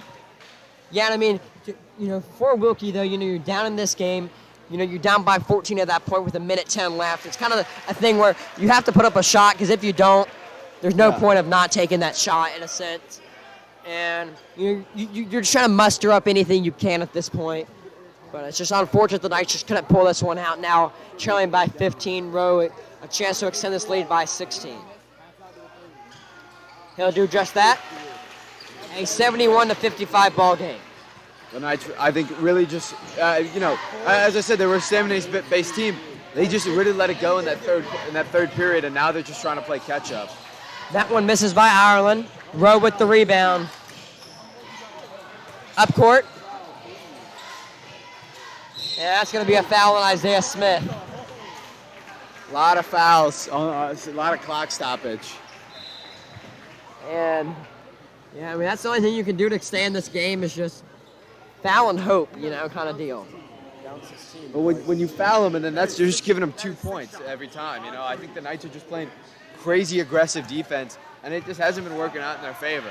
I would love to see this type of aggression maybe on the offensive side of the ball as well. So Anderson Lee knocks down the first. We'll try to do the same here on his second. And he does just that. We want to say thank you for joining us on this broadcast tonight. We really enjoyed calling this game, both the women's and the men's games, as they've been intriguing, as McConaughey misses that one. And rebound by the Trojans. Yet another foul on Isaiah Smith. It has just been foul after foul after foul. And, I mean, you can even look at the Nightmare. They're starting to get a little tired. It's just not a good look on the Knights either. We're just playing sloppier than we normally do. And at this point, you just got to play smart defense. Even maybe if it's not the best defense you can play, maybe not the most aggressive defense you can play, just hold them, Yeah, and I mean, the sloppiness we've seen at times tonight is very unlike a Coach K team. He normally runs, and obviously he still does run a very tight ship, and these guys, are very tight and very smart on when to foul, where to foul, what shots to take. Tonight, just at times we're seeing glimmers of just uncharacteristic play styles from the Knights. Braylon Ireland with a weird layup. That was a long layup. As it looks like Northwest will dribble this one out. Coach K saying don't foul. And probably for the better. Clock now at 20 seconds. And that is the ball game. Passing it around a little bit. Clock now at 12. So, ladies and gentlemen, your final score here in Huntersville, Northwest 75 and Charter 57, as that is all she wrote. So we want to say thank you for joining us here at Lake Norman Charter. As for Zane Metz and David Solomonson, I mean, we had a joy broadcasting both of these games, and just excited we get to do this every week. Great games on both parts for sure. Both teams really just leaving it all out there on the court, women and men's. Really just the aggression for the Trojans in, again, their women and men's team just let them out on top. So we want to say thank you for Zane Metz, David Solomonson, Palmer Hayes on the camera. We want to say good night, have a great weekend, and we will see you